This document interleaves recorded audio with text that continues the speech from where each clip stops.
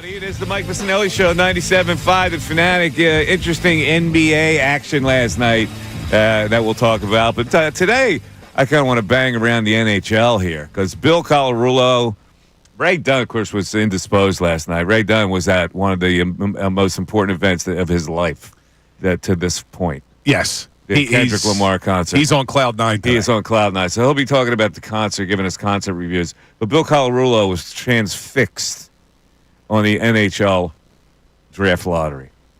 Now, I can tell you that there could have been 1,077 shows on last night, and I would have chosen the 1,077 over the NHL draft lottery. But that's me. I know your hockey haters, or you haters out there go, that's because you hate hockey. I don't hate hockey. I just, come on, man. The NHL draft lottery for players that we don't even know who the hell they are, and the Flyers get the 6th pick. They drop down a couple of spots to get the 6th pick. But, Bill, you're lamenting the fact that they got the 6th pick, and I'm reading stories today about how this kind of derails the Flyers' progress. The 6th pick is still a pretty good pick, is it not?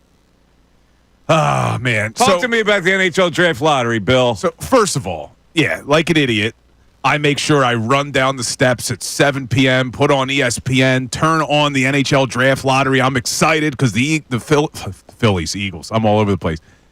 I'm excited because the Flyers have odds where they could maybe be the number one. But at the very worst, you're thinking, all right, they're the 4th worst record. The way the NHL did this draft lottery last night was the most unexciting, confusing, ridiculous way. Now, I get that they were showing you exactly how the lottery goes. It's the way the NBA does it, too. They just don't show it on TV usually. But they weren't showing you, like, what the numbers meant. And then the number would pop up and Buchagras, who's doing, wow! And it's like, but what does it mean? What does it mean? And you're just waiting for it. And then the guy from Ernst & Young is tallying it on the side. It was ridiculous. So anyway, Islanders, they had the 10th worst record in NHL. They jump up to number 1. The Utah Hockey Club had the 14th worst record. They jump up to number 4.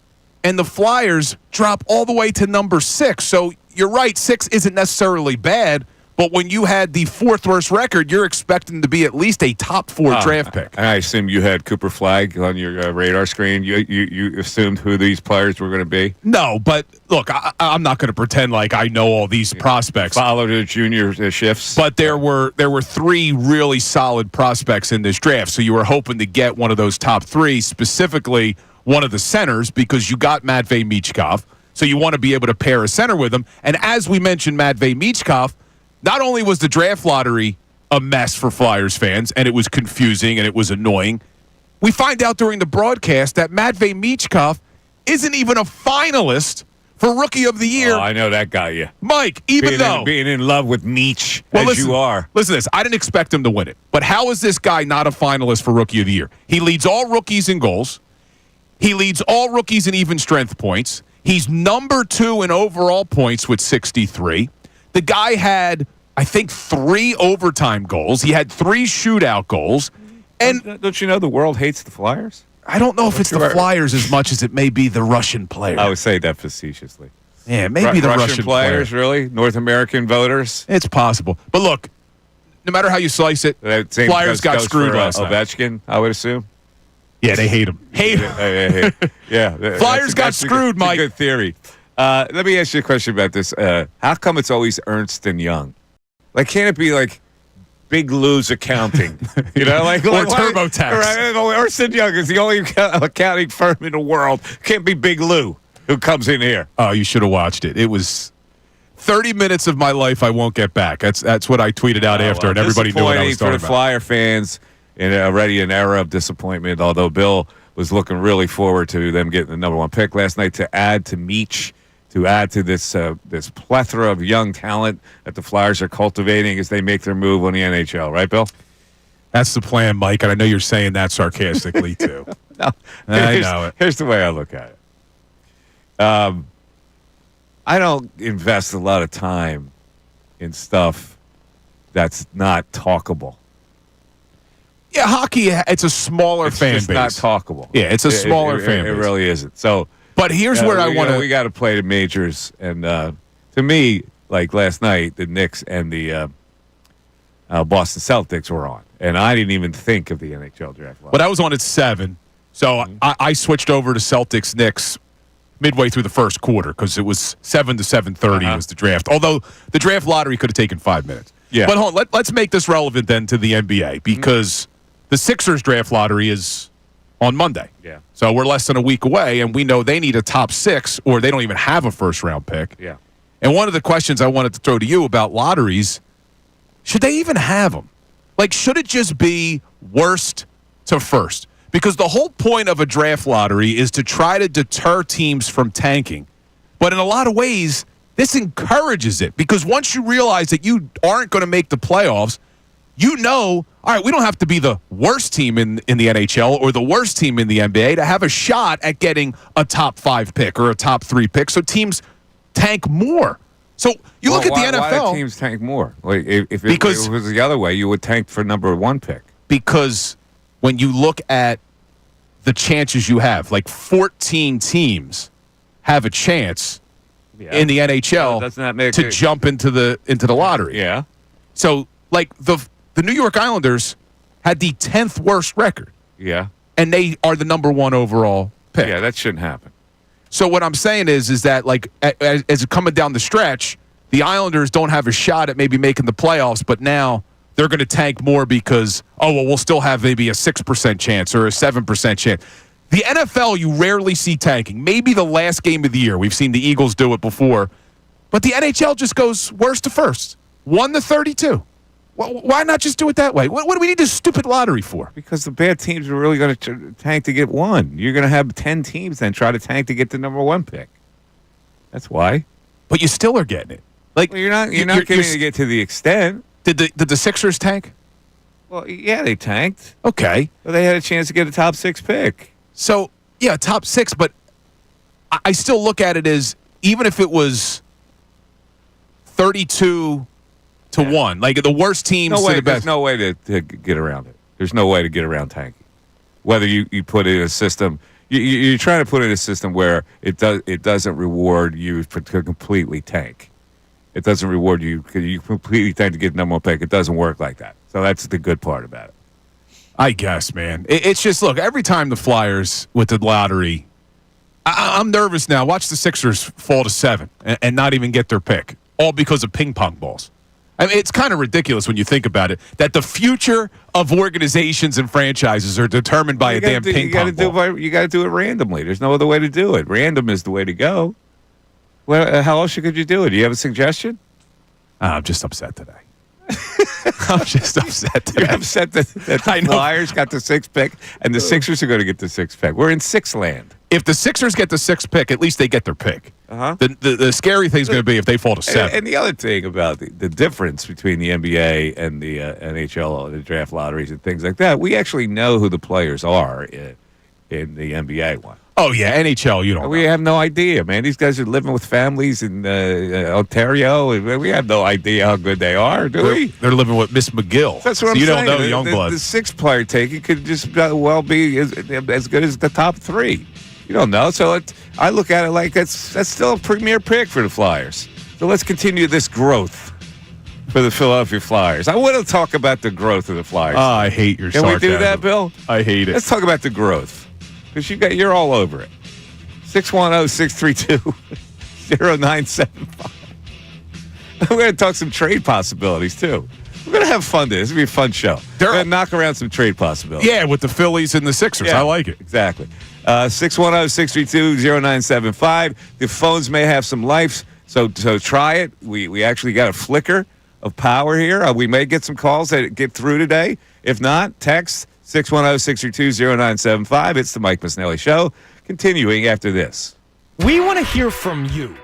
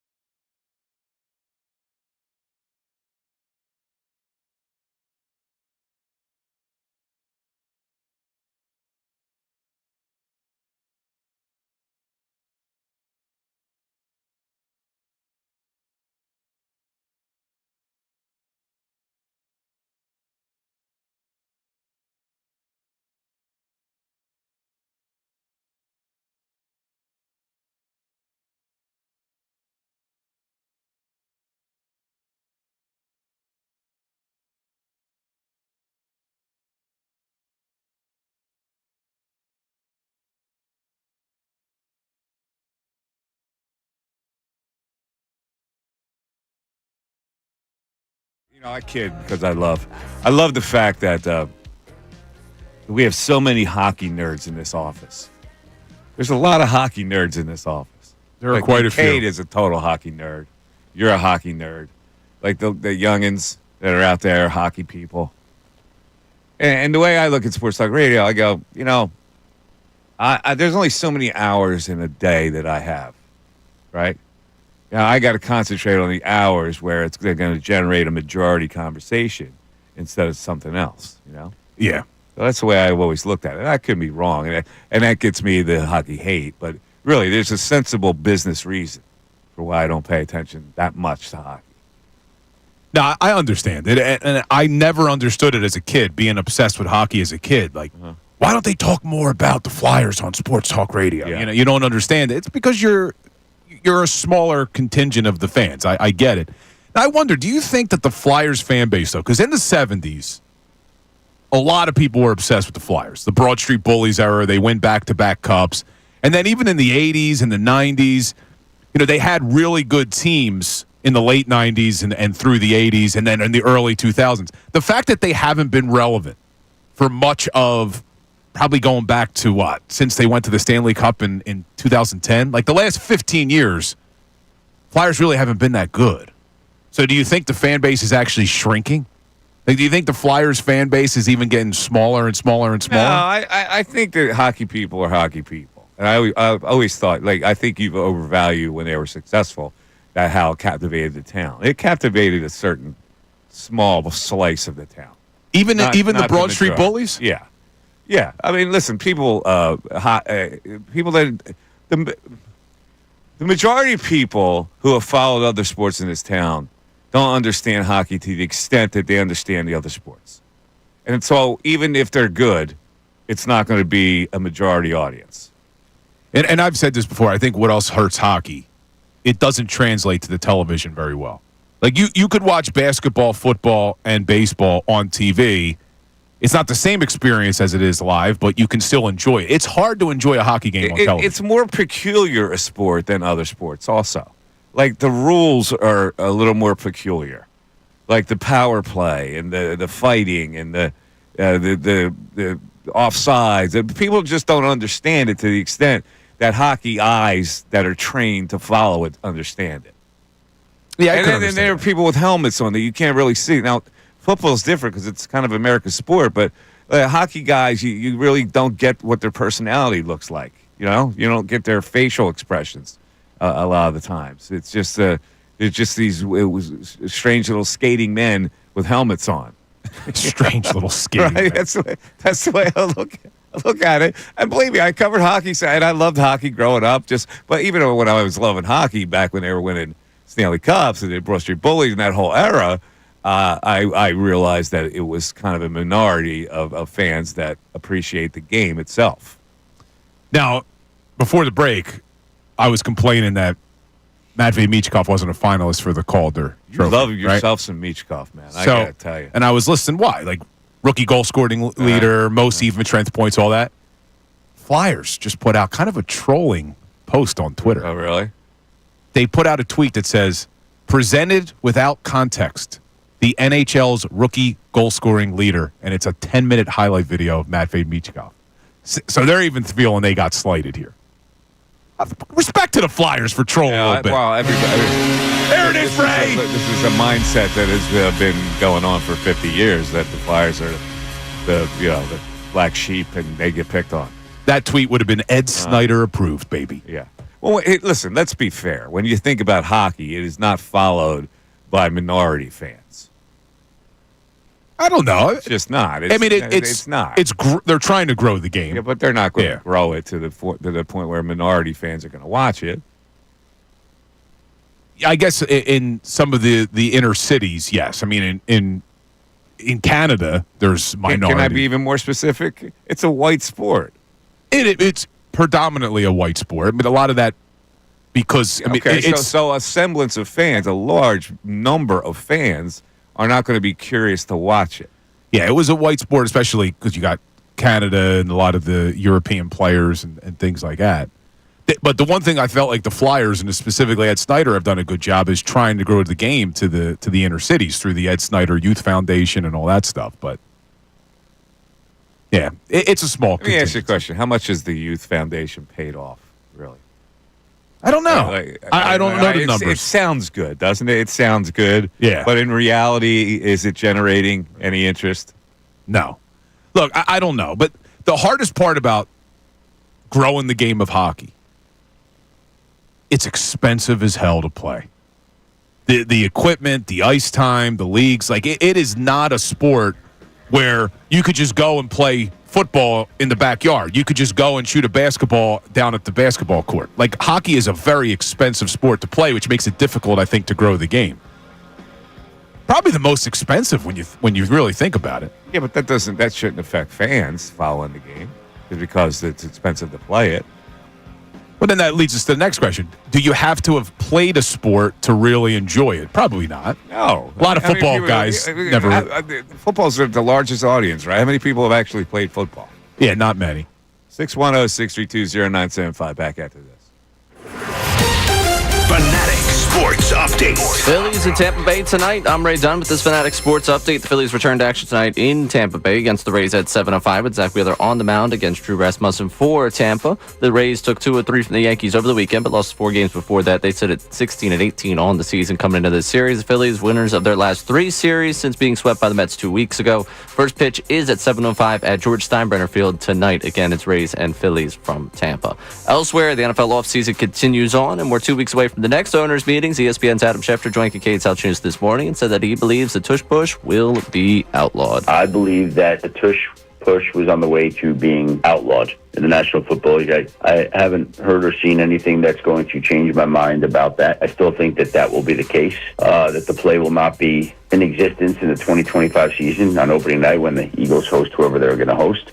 We'll keep you updated with whatever happens with the tush push. And last night, the Flyers slid back to the 6th overall pick in the NHL draft lottery as both the Islanders and the Utah Hockey Club leapt into the top 4. The Islanders getting the top pick in the NHL draft. This update's brought to you by True Green. Summer's better with True Green. Get a lawn you'll love for less than you think. Don't wait. Sign up at TrueGreen.com and get 75% off your first treatment. Restrictions apply. I'm Ray Dunn, your home for Truist Championship coverage. 97.5 The Fanatic and 97.5thefanatic.com.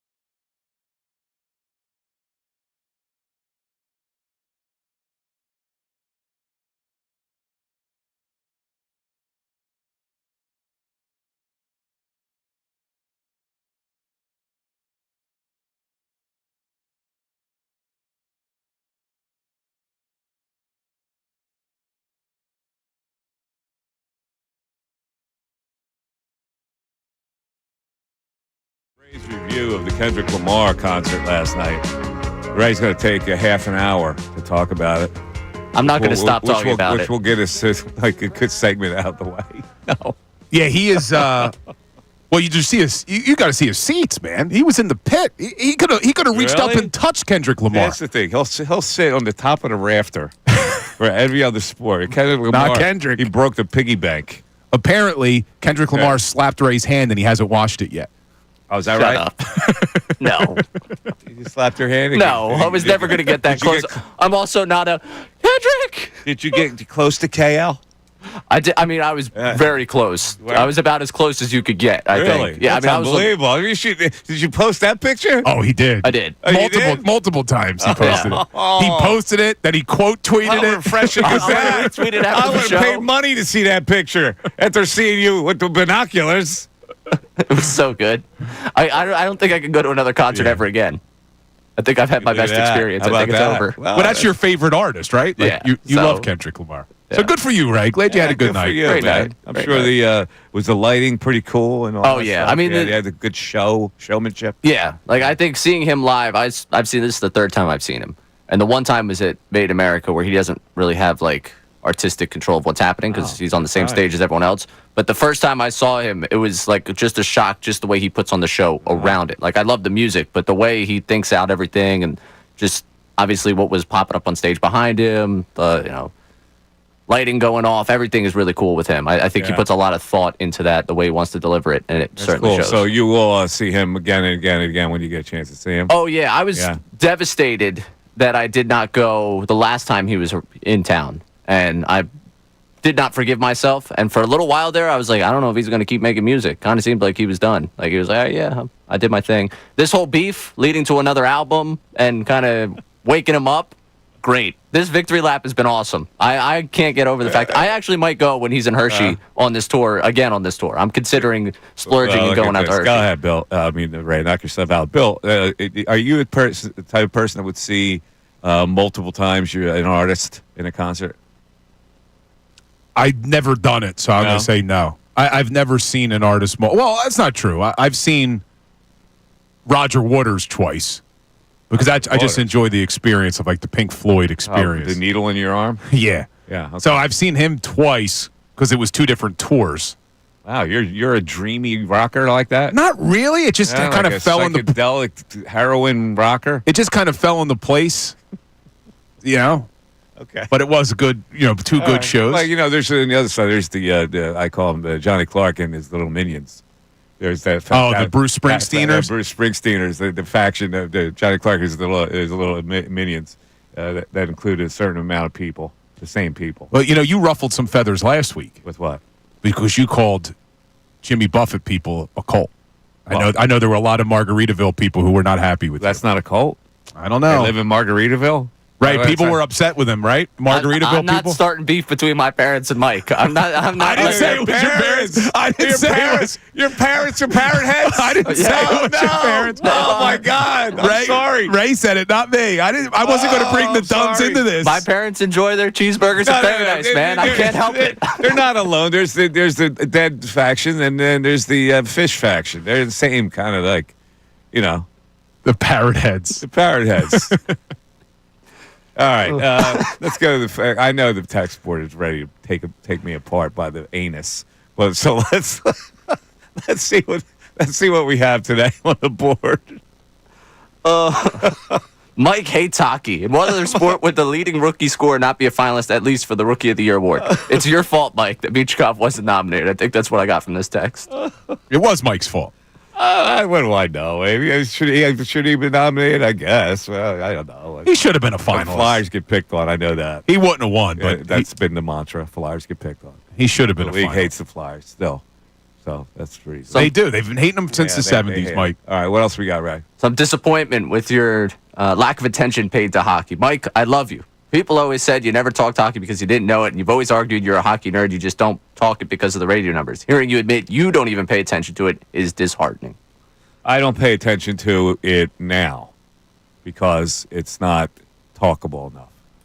It's just not. I apologize. Listen, I've been in the business for a long time, and I've been coached to a certain extent to cater to numbers of people that listen. And when you cater to a minority, you're losing the majority of listeners. And that has been ingrained in me by an old program director named Tom Bigby, who cultivated all of us for the Inquirer sports staff. It's just not a majority subject talk. And the people who love hockey, and I don't begrudge them whatsoever. Me, I don't like to spend a lot of time on hockey because I'm not going to be talking about it. And so that time that I spend on hockey could be spent on other topics that are more talkable. But don't you feel like when they go on these long playoff runs, which it's been a while, though, that the city really does rally behind it? No, the city doesn't rally. It's talkable at that point, but the city doesn't rally. I just remember Flyer fans rally. Yeah, maybe. Not the city. I mean, I just remember when they were good and they would go on these playoff runs. It was awesome. I don't understand why it offends people that they're a minority sport. Like, you are what you are. It's okay that you like it. You know, like I like a lot of stuff that's not mainstream. It's fine. I'm not going to talk about it. You know? Yeah. And why do you get your the hair on your back up? Flyer fan. Yeah, Flyers fans do. I personally don't because I do see it from your perspective. It's not an easy sport to talk about on the radio because the fan base is smaller and because, like you said, people don't understand the game as much. And, you know, our buddy Mike Gill just weighed in saying, you know, there's not a lot of second guessing where you could do. Like with a football game, you could go back and say, hey, they made this decision, they made that decision. Baseball, they did this, they did that.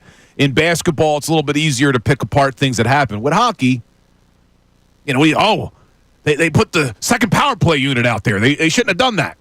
Should have kept the first power play unit out. Like, there's not a lot of second guessing. I understand there are rules that I find ridiculous. And one of the things I've always said about hockey that I find ridiculous is when you pull a goalie, when you got a delayed penalty coming up, you should be rewarded if you score during that period in addition to getting the power play. You and I are spot on eye to eye on this.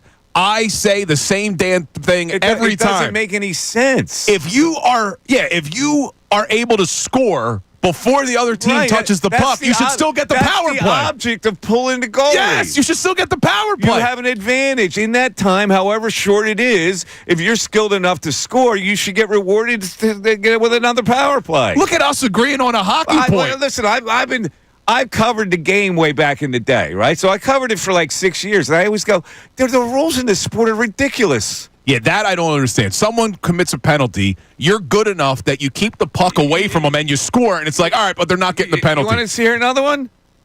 Cross-check. You regular penalty. If you draw blood, it's an extra 2 minutes. Where are we? In the Coliseum? Yeah, what the hell kind of nonsense is it? That's what a high stick. It makes the sport look ridiculous. That is funny, though, the high stick. Like, yeah, is there blood? No. Yeah, let's check no them blood, out. only 2 minutes. Let's check them out and see if there's blood. What the hell are we doing? Are we barbarians? There's blood. It's 4. So I came up with, like, I was so...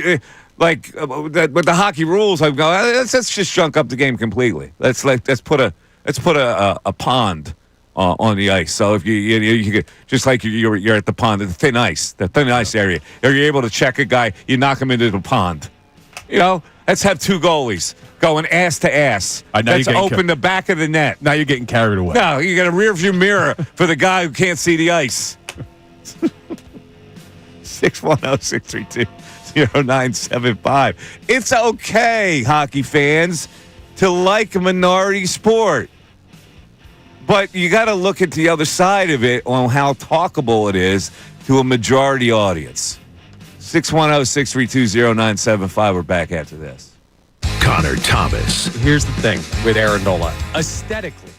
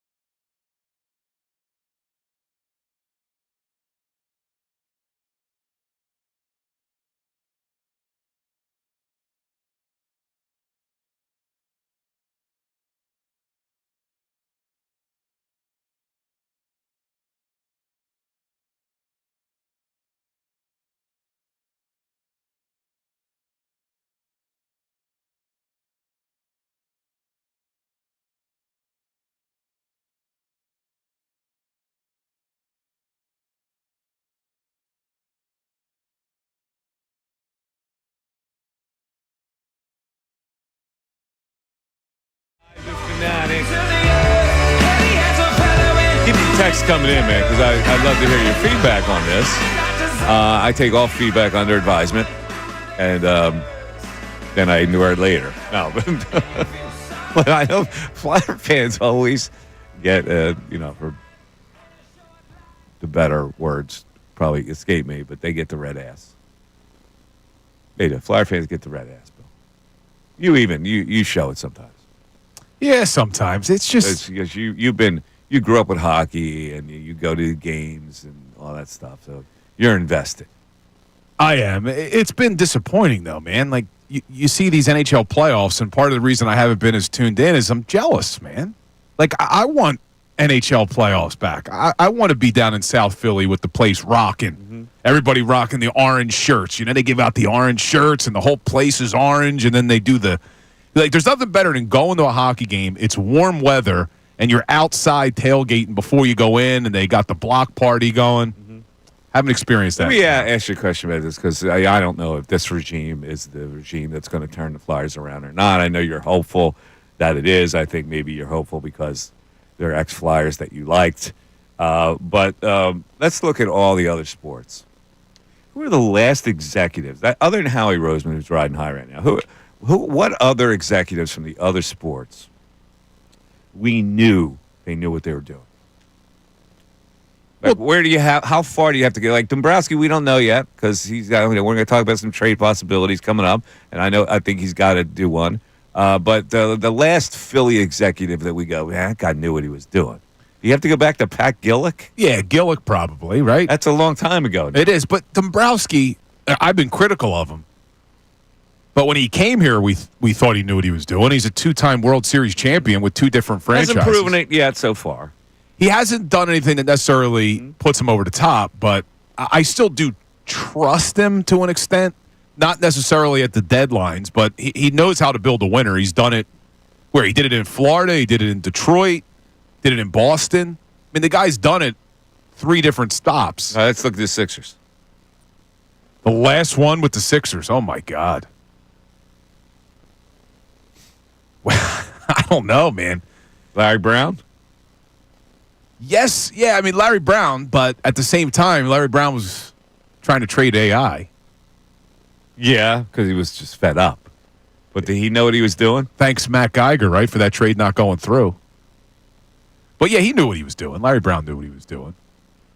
Did Croce? Billy King rode shotgun with him. With Croce, too, getting everybody all excited. Yeah, that was in the regime that you knew, I think, was going to pay dividends, right? So outside of Howie Roseman, man. Flyers, have we ever had one we felt great about? I mean, you go back to Bobby Clark and Hextall. You'd have Fletcher. to go back to the way they built that team in the 70s. I guess that was Keith Allen, who was the general manager. So you got to go all the way back to the 70s to say, I feel good. The 70s to feel good about a certain regime. Even though the Flyers have had their moments, they haven't been able to cash the ticket. Now, you mentioned Gillick, and I agree. And I think we've had this conversation before. Right before Gillick, we don't give Ed Wade any credit, man. Ed Wade built those 2008 World Series. That Phillies team, a lot of that was Ed Wade. But we give Gillick all the credit. Yeah. Gillick inherited a lot of those guys. Yeah, what were the moves that Gillick made? He made some strategic moves. Well, he brought in Raul Ibanez, right? Bring in Worth. I guess Worth was him. Victorino. Like I got to go back and see who brought in all those guys. But Victorino was a Rule 5 draft that they plucked. You just remind me, I know this is a little off topic, but we're talking about the draft and all that and like people building. How the hell did Aaron Judge fall to 32 in the draft back in 2013? Couldn't hit the breaking ball. Dude, this guy may be the greatest baseball player that we've seen. Like, he's having a season right now we haven't seen in maybe ever. He was a big guy you could get out with breaking stuff back in his he goes 32nd overall. And now, Mike, did you see his numbers? Was he a college player? Yeah, he played at Fresno State. He played at Fresno State? Okay. Yeah. He played at Fresno State, and then the Yankees took him 32nd overall. Uh-huh. I'm going to pull this up because that was in 2013. Who went above him that we would even know? Big guys, they look at big guys as having a big strike zone, and if you can't hit breaking stuff, you're kind of dead. right? Big guys have a big strike zone. So they're wary of them. How many big guys do you really see in baseball?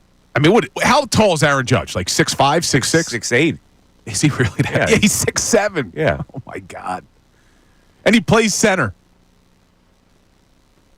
Well, we got Johan Rojas in center, so we're all right. No. You get your boy Kepler can move to center. You advocated for that yesterday. I would move Kepler to center. I would move him to center if you had a better answer in left. But, like, right now, if Rojas can keep giving you what he's giving you, then I'm okay saying, all right, Rojas is the center fielder. Like, whatever. If Marsh can hit right-handed pitching, maybe platoon him and keep Kepler as your everyday left fielder, and maybe you're okay. All right. The Phillies and Rays tonight, right? And Zach Wheeler's pitching. And for some reason, what is it, a pick'em? The game? Yeah, I was looking at these numbers today. Why would that be? I have no idea. So on FanDuel right now, well, the Phillies are minus 124. But you look at, like, the Dodgers tonight. Like, the Dodgers are minus 270 at Miami. Yeah. Why are the Phils with Wheeler on the mound against Rasmussen only a minus It's a 124? very fishy line that I think I'll stay away from tonight. But involving the Phillies, like the conversation still goes on. And now people are opining on it. People like Jim Bowden, who was a former general manager in the league, on what the Phillies need most right now to get them back into that picture where they can be a viable World Series championship contender. We've batted it around. It's for me, it's pretty obvious. It's the bullpen. It might be a right-handed stick that can play outfield. But Ray has a different spin on this, right? You know what I've advocated. You have something different than the bullpen? Yeah. What is it, You Ray? touched on it right there, and I don't know if this is internally or externally, but they need a right-handed bat with power. Like, they desperately need one of these guys already on the roster to showcase that they have right-handed pop. They right now, this was pointed out to me, are 29th in isolated power in Major League Baseball. For people, well, what's isolated power? Take the slugging percentage, subtract the batting average. Basically, you don't get credit for singles. They're 29th when it comes to the right-hand side of the plate. There are teams that have terrible offenses ahead of them. And yeah, we went through it yesterday with Bills. Like, they're top 8 in this, they're top 8 in that. Right now, if they don't get power from the right side, they are going to be in dire straits. Yeah, you're absolutely right. It's a long haul situation, baseball. And while Bill was satisfied with the temporary, the two things that I said at the beginning of the season that they needed was right-handed pop, they could play outfield, and bullpen help. Because I looked at that bullpen, and I said that is not adequate enough. So you think they need more of that than the bullpen? Actually. Yes, I think it's right-handed pop, and it might not even be someone from the outside, but if they don't get the bat, if these bats don't turn it on, they will need someone from the outside, but you desperately need one of Turner, Castellanos, Realmuto, Bohm, someone that's actually paid to do it already here to start showcasing it. Because it's insane to get to this point, and Turner's on pace for less than 10 home runs this season. Bohm has still not hit a home run. I know Bill's fired up that at a minor league ballpark tonight, Bohm's going to send one up. He's getting it. Yeah, I'm really excited. So, George Steinbrenner Field, he's going to show you that he's got pop. Well, the Phillies, I tweeted this out before the show. There's only 4 teams in all of Major League Baseball that don't have a home run from their third baseman, and the Phillies are one of them. It has to change. And you're at a minor league ballpark tonight and this week. I think Alec Bohm goes yard against the Rays at some point. It's a good bet by you. What kind of odds can you get on that? 610-632-0975. And on the other side, we're going to look at a trade that Jim Bowden thinks the Phillies can make right now. They'll have to give up a prospect, but we'll see if it makes sense. The Mike Missanelli Show continues. Fanatic Sports Update. Phillies in Tampa Bay tonight. I'm Ray Dunn with this Fanatic Sports Update. The Phillies return to action tonight in Tampa against the Rays at 7:05 with Zach Wheeler on the mound against Drew Rasmussen. The Rays took 2 of 3 from the Yankees over the weekend. Lost 4 games before that, though. They sit at 16-18 on the season. The Phillies have won their last 3 series since being swept by the Mets up at Citi Field 2 weeks ago. First pitch tonight is at 7:05 at George Steinbrenner Field. Elsewhere, the NFL offseason continues, and we're 2 weeks away from the next owners' meetings. ESPN's Adam Schefter joined Kincade Salciunas this morning, said that he believes the tush push will be banned. I believe that the tush push was on the way to being outlawed in the National Football League. I haven't heard or seen anything that's going to change my mind about that. I still think that will be the case, that the play will not be in existence in the 2025 season on opening night when the Eagles host whoever they're going to host. We'll keep you updated with whatever happens with the tush push. And last night, the Flyers slid back to 6th overall in the NHL draft lotteries. Both the Islanders and Utah Hockey Club leapt into the top 4 as the Islanders picked up the number 1 overall pick in the draft lottery. This update's brought to you by Macy's Backstage. What will you find at Macy's Backstage? How about fun Mother's Day gifts? Get low prices every day on unique finds before they're gone. Find location near you at Macy'sBackstage.com. Off price, on trend, arriving daily. I'm Ray Dunn, your home for Truist Championship coverage, 97.5 The Fanatic and 97.5thefanatic.com.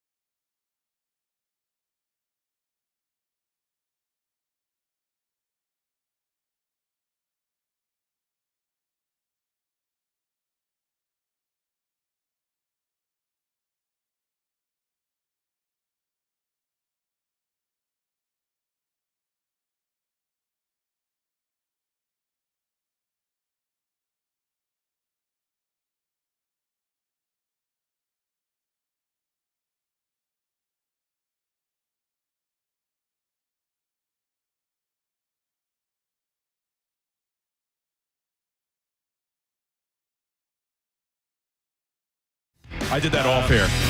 Oh, here we go.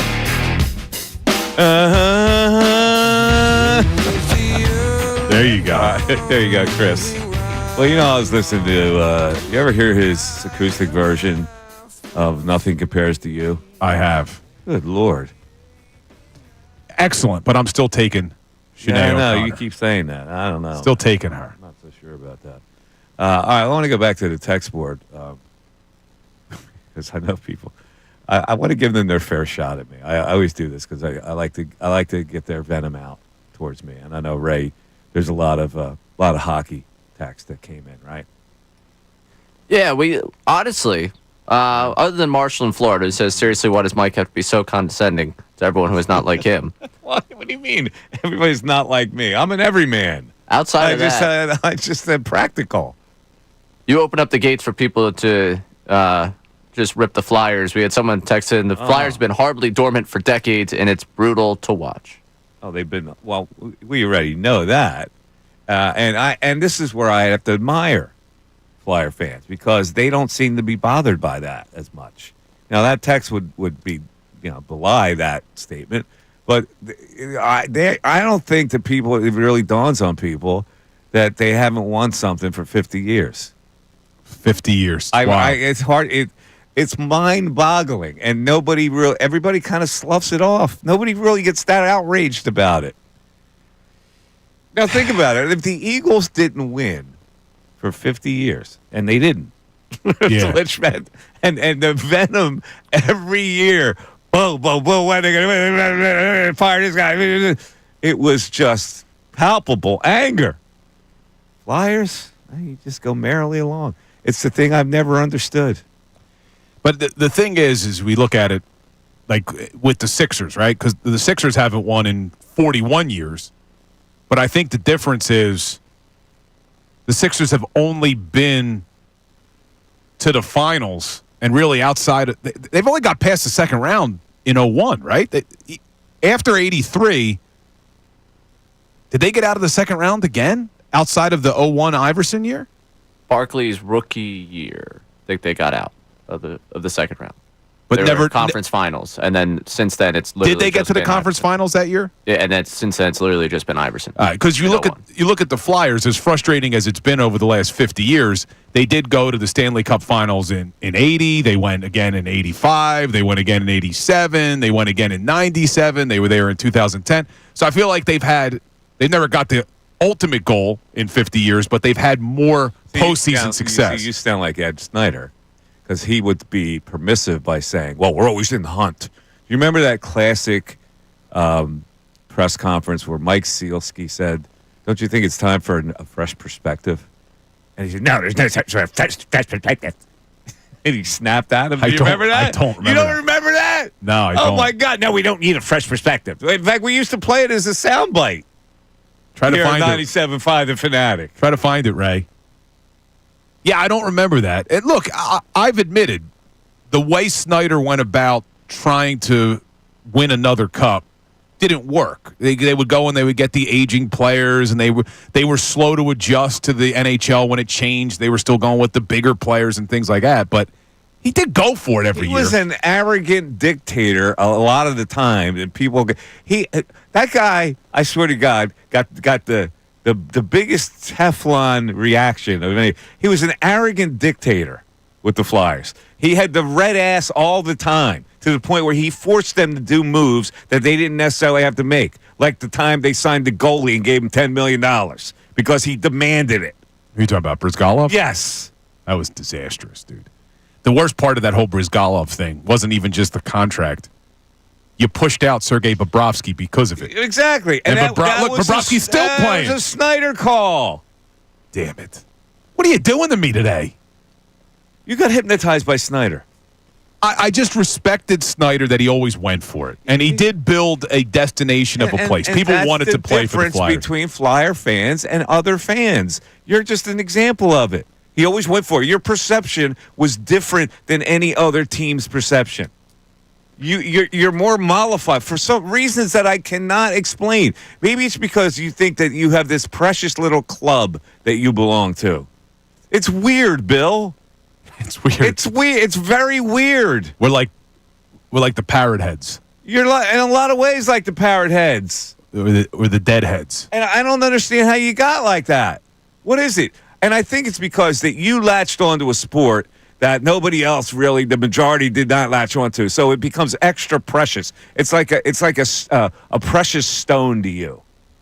I will say, though, growing up, I didn't realize that hockey was not as big as the other sports. First because of all, I got to tell you something. Oh, I did. Yeah, missed it. You're listening to 97.5 The Fanatic, WPEN HD1, Burlington, Philadelphia, Beasley Media Group station, broadcasting from the Xfinity Studio, Comcast Business Studio. Same kind of thing, right? What did you say? Xfinity. Are they still the same? I think they're still. we're the same. powering possibilities regardless. We power we're powering possibility. Xfinity and Comcast, still the same thing, right? Thing. Yeah. One would think. Yeah, we're just called the Comcast Business Studios. Yeah, we're on the business side of things. We used to be called the Xfinity Studios. We did. That's how I got confused. We? But anyway, continue. Were you here for Xfinity? I don't think I was think even I here was. for You were Xfinity not. Studios. You were not. No, what I was saying is, though, growing up, I didn't realize that the Flyers weren't as big as the other sports because in my house growing up, they were. Like, my family was obsessed with hockey, and I started playing at outside 5. the door. You didn't have your ear outside the door to the air, or what? Well, at 5, Like, what? at 5, 6 years old, when your family's obsessed with it and you're playing the sport, and everyone that you see when you're playing the sport is also obsessed with the Flyers, I thought the Flyers were the biggest thing in the world. Growing up when I was a kid, my lifelong dream was I just hope to have season tickets one day. Like, being able to get season tickets to the Flyers would have been like the most And now you're amazing giving thing. up your childhood dream. And now I'm giving it up. It really is funny that you say that because I many years ago I paired up with a cameraman, a local cameraman, and he had his idea to do a TV series where we would follow.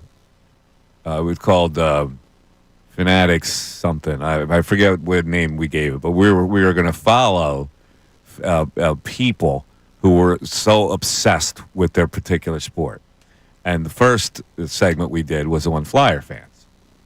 And we went into a house that probably was very not dissimilar to the Colarulo house with the Flyer worship, right? Yeah. This guy had hooked up a red light to his television. And so during Flyer games, when they scored, he would push a button. No way. And the red light would come on above his television. Yeah, it's a little. And I go, this fan base is completely different than any fan base that I've ever been around. They are. They are, but I still, now we're bringing it full circle to what's going on now. I don't think you could hold any of these past sins, if that's what you want to call them, against the current regime, because it is, in fact, I different. don't know that yet. And see, this is what the difference is between me and a Flyer fan.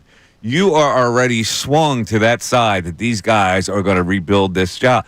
But it's the same feeling when they brought Hextall back. It was the same exact feeling. Finally, you got a guy who bleeds Flyer blood, who's going to do it a different way. I don't know that until I see it. You've already decided that it's going to happen. That's the difference. That's the mindset of Flyer fans that are different from other sports. The other sports go, well, show us. Flyer fans go, you've already shown us. You've already shown. Really, it's mind-boggling to me. And I like both of those guys. Wait. Like, I like Keith Jones. I like Briere. I get it. But I don't trust until I see. Here's the only reason I disagree with you. During the Chuck Fletcher regime, Flyers fans were livid, man. I mean, there were signs outside of the Comcast buildings saying to sell the damn team, fire Chuck Fletcher. Like, people were not happy with what was going on. It wasn't just like the Stepford wives that you've compared us to. No, you're right. They were disgruntled about Chuck Fletcher. He was an outsider. You got to put that in the equation. He was an outsider. He didn't get the benefit of the doubt. He didn't get the leeway. Now, he did a bad job. Yeah. But you know that they mistrust the outsider. You gotta bleed Flyer blood for people to believe in you, and so they played right into that with this new regime. But I'm not sold until I see. You're going to lose your mind if they bring in Tocchet, aren't you? Eh. I don't know, man. Connecting the dots, it may happen. It would be a foolish move. It may have it. I'd rather them go with one of these It would college. be a candidates. foolish move. But- And I'm sorry, Rick. I know him and I like him. And he's Charles Barkley's buddy and all that stuff. But no. If they hire him, I can't wait. We'll have him in studio. I can't. You can do tell it. them they I made a can't- mistake. I can't do it. But listen, coming up next, because you teased it earlier, we didn't get into it. Back to the Phillies, because I love this trade proposal from Jim Bowden. Yeah, it gives away a prospect, but it doesn't cost you Ranger Suarez. So we'll talk about it. 610-632-0975. We'll get back to the text board with all the your comments, and if you want to call in. You know, it's funny because we got a flicker of life on the computer screen. It reminded me of that scene, Bill, in Crimson Tide when Denzel Washington was trying to get Vossler, who was actually the guy C from Bronx Tale, to get the radio going so they could get the AIM. Yeah, see, You remember that? that kid messed his life up. He did. But remember, there was a flicker. There was a flicker of life on the screen, and they were trying to get this instant message that either told them to shoot the bomb or not. And Denzel Washington was against Gene Hackman. Gene Hackman wanted to do it, and Denzel said, "No, we have to wait until this message clears." And then there was a flicker of light on the computer. Been too long. That's I what haven't we seen got. Crimson Tide in too Yeah. long. Well, people know what I'm talking about. Do they? Who pay more attention to movies and hockey. Mike Missanelli Show, 97.5 The Fanatic. ESPN's Adam Schefter.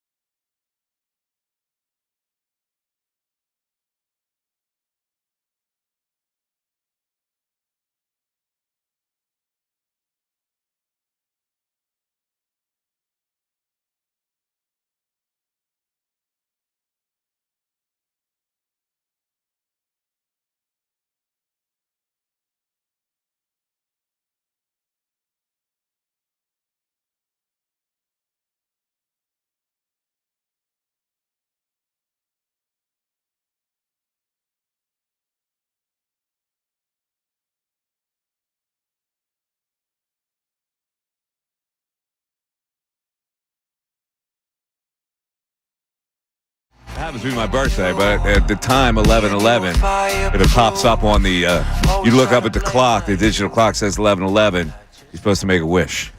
Well, I'm going to make a wish that the St. Louis Cardinals are interested in the Jim Bowden trade proposal, because I think this would fix a lot of issues. So the trade proposal is Mick Abel, who's starting to pitch well in AAA. He was one of the prospects they drafted along with Painter. I think they drafted Abel first and then Painter the next year.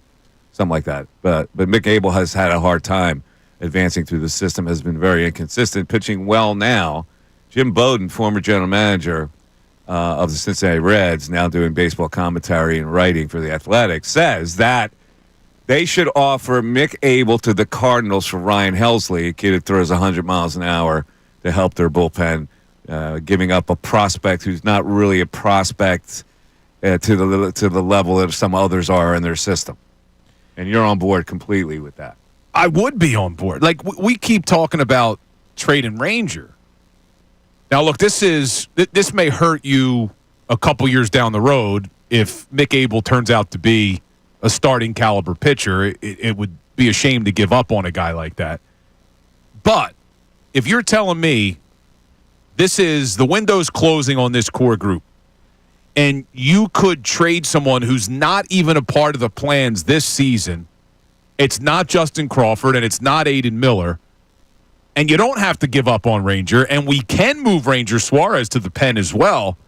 So now you got Helsley in the back of that pen, who we know is a right-handed arm that can come in high-leverage situations. You'd still have Jordan Romano from the right side. You still have Ryan Kirkring. And now you're moving potentially Ranger Suarez to the bullpen for your postseason run, who's the left-handed arm. You got Alvarado, you got Strahm. That's a pretty damn good bullpen. And now, okay, Taijuan Walker's got to jump back in to be a part of the starting rotation unless Andrew Painter's ready. So now you would have, as your starting rotation, let's say Painter's ready, Wheeler, Nola, Sanchez, Luzardo, and Painter, and that bullpen that I just laid out for you, that's a pretty damn good pitching staff, Mike. So we keep saying, hey, Rangers got to get traded for these bullpen arms. I think I would prefer to just give up Abel. And maybe I regret it a few years down the road, but right now when we're supposed to be all in with this core group, I'm doing it. Yeah, I would probably do that too. I don't think it solves all your bullpen woes, though, because you're counting on guys that it's funny how you round this off. Romano's going to be okay. Kirkring's going to be okay. Hopefully. Like all those guys. You know, I don't see Kirkring. I don't see the same Kirkring. I don't know. He scares me right now. He scares me too. And Romano, I don't know, maybe, because he's got 99, 98 stuff, maybe. But Kirkring has kind of, I don't know. I'm not seeing the right things from Kirkring. No, but it's a long season, and maybe he could get right. Who knows? Maybe Kirkring needs a little phantom IL stint, little rehab assignment.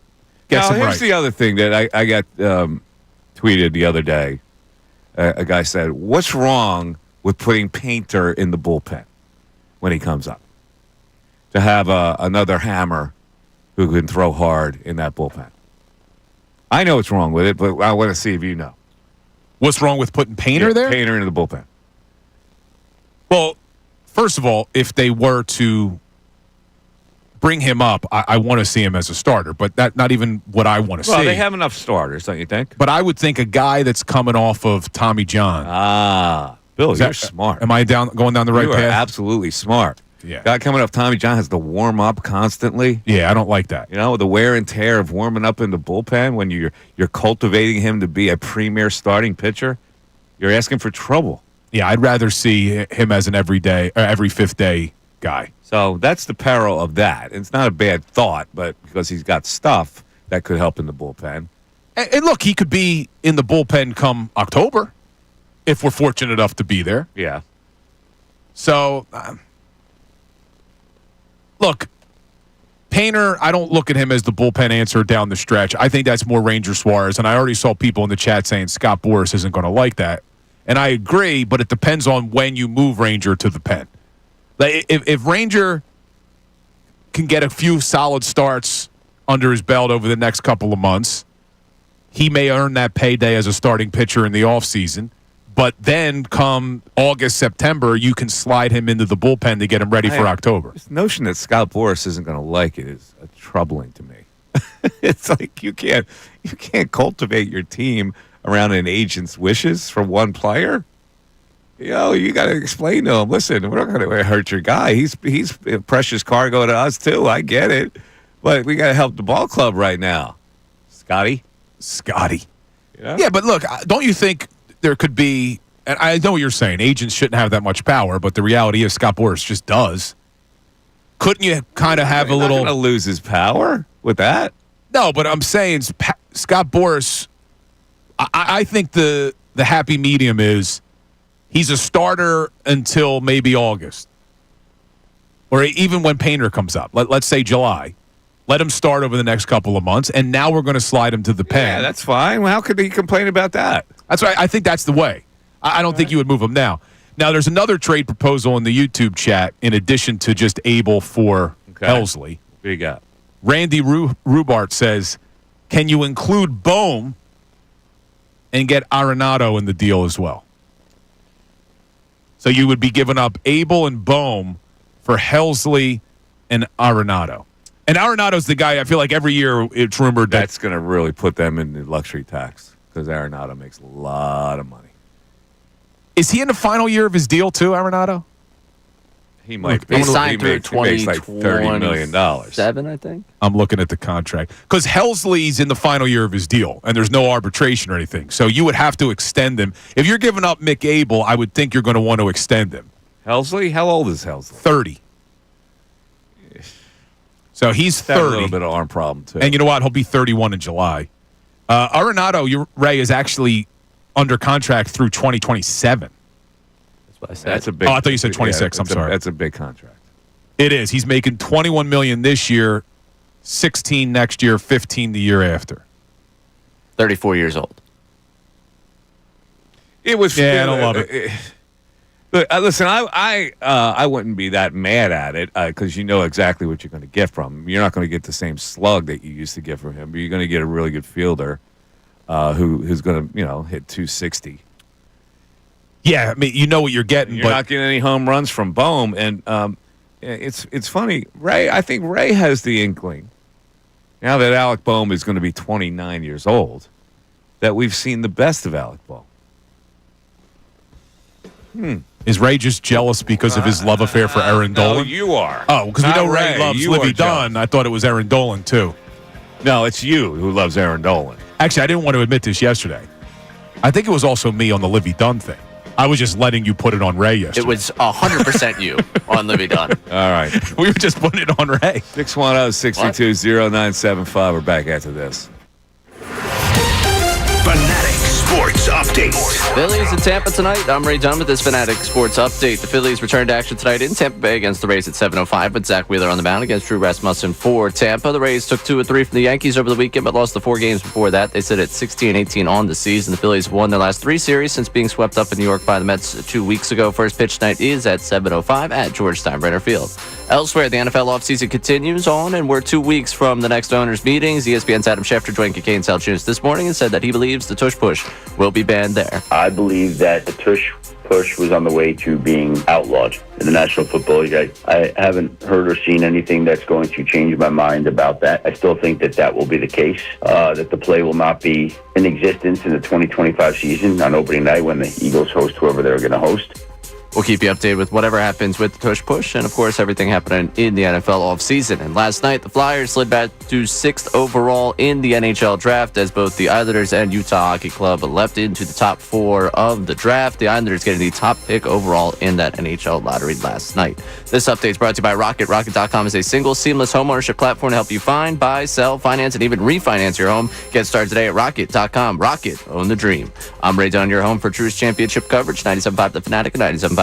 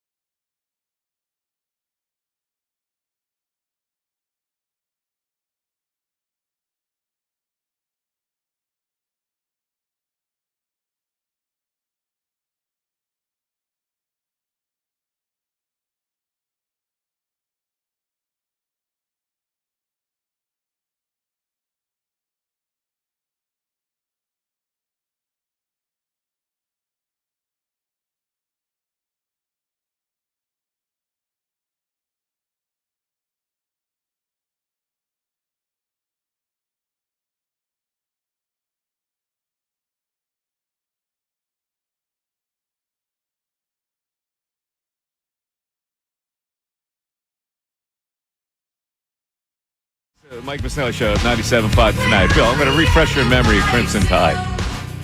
Yeah, it's been a while. man. Certainly, you have to remember. First of all, that was a very solid movie.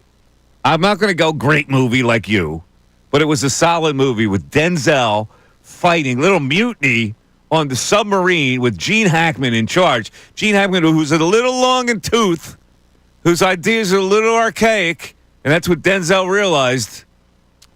So here's the scenario. But, you know, Tony Soprano was in that movie, too. He was in that movie. He actually supported Hackman. He was Hackman's guy. Yes. So a All right? small role, but he was in it. Denzel had the other side of it, right? So the ship was sent what's called an EAM, an emergency action message. If you remember, it flashed in. EAM. And they were trying to get some kind of message from headquarters on whether they had to launch torpedoes at the Russian military rebel forces, their submarines, or whether the message said, retract this launch order because the Russian rebel military forces have surrendered. They didn't know. Gene Hackman, the message is assuming that they're saying fire the torpedoes. Denzel, the smarter one, is saying, no, we got to get the message. But the antenna had blown. And they couldn't get it. It was going, and this Vossler, this radio man, was trying to clear it up. I got to go back and watch it because it's been a while. So as it turns out, when he clears up the radio, boom, the emergency action message comes in, and it says unconditional surrender of all Russian rebel military forces, rebel submarines recalled, effectively retracting the launch order. Wait, did you just give away the ending? Well, I mean, yeah, but come on, Crimson Tide is what? Like It's only 30 years old. It's 30 years. Some people may not have seen it yet. It's 30 Are years you old. kidding me? But That's my plans today. But I'm talking about the flicker of light we have with our system. So we're getting there. In fact, one call has gotten through. Oh, and we don't even know where he is. It's Reggie. He's on the road. Where in the world is Reggie? There he is. His intro music. How about that, Reg? We took care of you. Yeah, brass construction moving. There you go. Beautiful. All right. We took care of you, Reg. What's up? Ray, how you doing? Thank you, Ray. And I got a new last name for Bill. What's that? Speaking of old movies, Uh-oh. Oh, you Weird broke up. Science. Remember in Weird Science? Weird Oh. Science. Yep. In Weird Science, yes. Best friends are trying to get a female for a date, right? Yeah, Kelly LeBrock.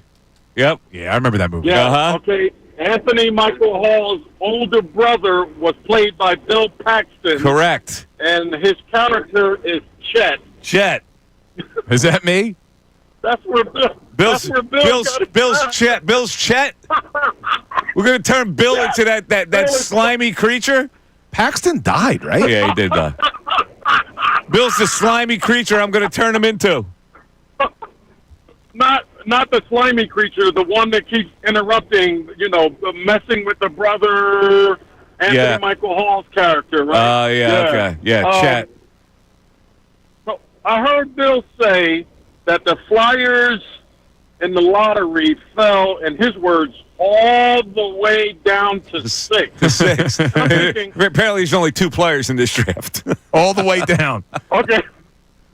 All the way. He made it sound like they fell from 1 I know. to 30. I know. It was a disaster. I said they're still getting the 6th pick. It was a disaster, Reggie. What? Reggie, when you got All the the way fourth down. worst record, Uh-huh. and you actually get a pick that's 2 worse, yeah, it's all the way down, Reggie. All the way down. Okay. All right. When the final ball came out last night, though, for the number 1 overall pick, the Flyers, I think, had, at that point, because every time a ball came out, they adjusted the odds. I think it was, around 15% chance that they were going to be number 1. So that's why when I say all the way to 6, there was a really strong chance when that final ball came out that they were going to get the 1st overall. So So that's different than the NBA's lottery because they don't change the odds between No, each ball. no, they don't. The This odds was stay the this is same, right? was completely weird, which is right in line with what the NHL does. Bill couldn't even figure out what they were Right. doing with these balls last night. He really couldn't. He had all his notepads occupied with Yeah. Yes. So, hold on, Reggie, though, my understanding is the NBA does it almost the same way. They just don't do it live on air like the NHL did last night. They do it off air, and then they just show you the teams getting each pick. So they showed you behind the curtain last night. They just made it so confusing to follow. Okay. Yeah, you know Okay. what Bill said Yeah. when they dropped the 6? Oh, balls.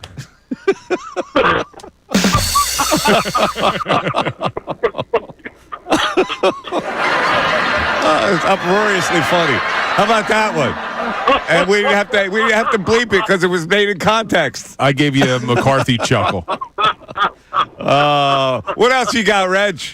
And Crimson Tide is an outstanding movie. I was in the military, and I understand about following your last order. Yep.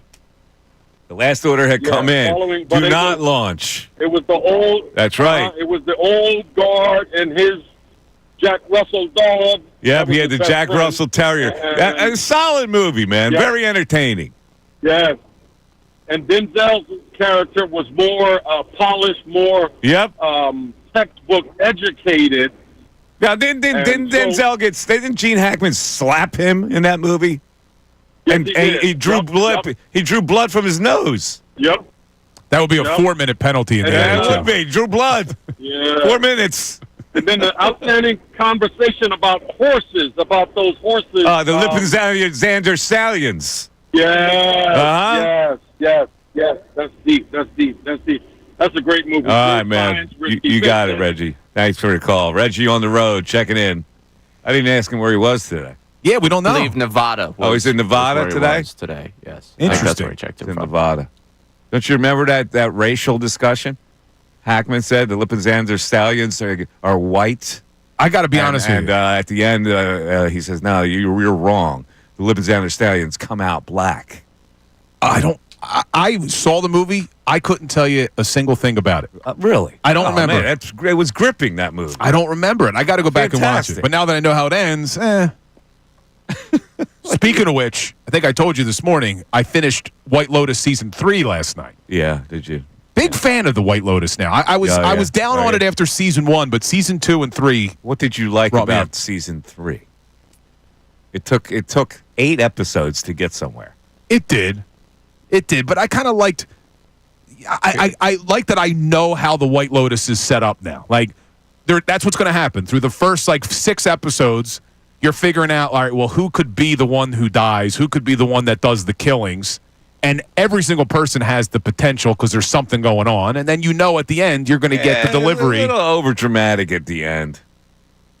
A little overdramatic, the ending. Yeah, I don't want to give it away because this one, I'm sure maybe some people haven't heard it yet. So now you can watch a real show like Mobland. I am. I'm going to turn to Oh Mobland. my God, Mobland is so good. Yeah, that's what I'm gonna turn to. You said it's on Showtime or I need Paramount? the reviews on Mobland on our text board today. Showtime, Paramount. I don't want the reviews. If I'm going to watch it, I don't want to hear what's going on. I want the reviews. See if people give it thumbs up or not. Yeah, we don't want anything that's happened, though. Well, you don't. You should be watching it. It's 6 episodes in. Oh, I'll binge it. You're fooling around with the White Lotus, or a real show is on. With I'll probably Mobland. get through those 6 episodes by Monday. That's probably what I'll do. 610. By the way, Tom Hardy is the best badass, kind man ever. He's always good, Hard. Hey, he's so good. Yeah, he is. I mean, good. he plays this ruthless fixer who actually has humanity to him. It's an interesting little portrayal. I will hopefully be able to talk with you about this on right. Monday. 610-632-0975. Back after this. Philadelphia Union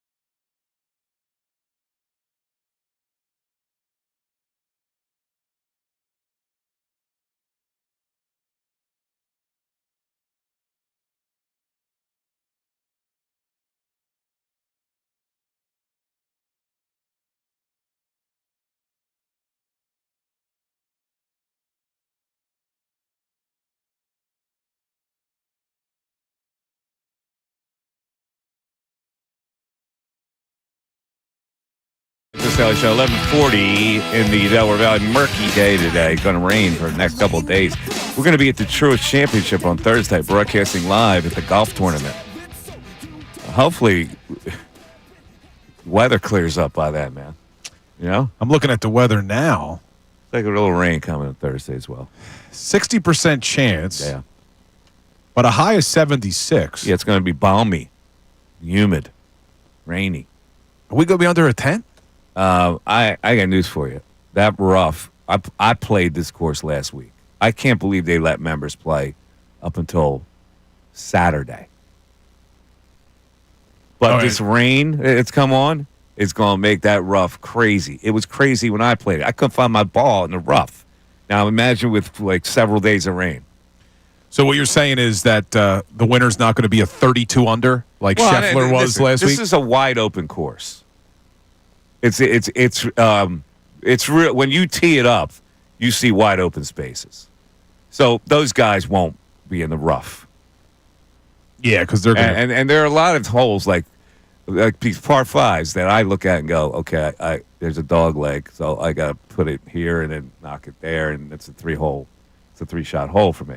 These guys will knock it over trees to cut off a dog leg, and they'll have a eagle putt. Yeah, they play a different type of golf than we play. That's why sometimes I prefer watching the LPGA sometimes.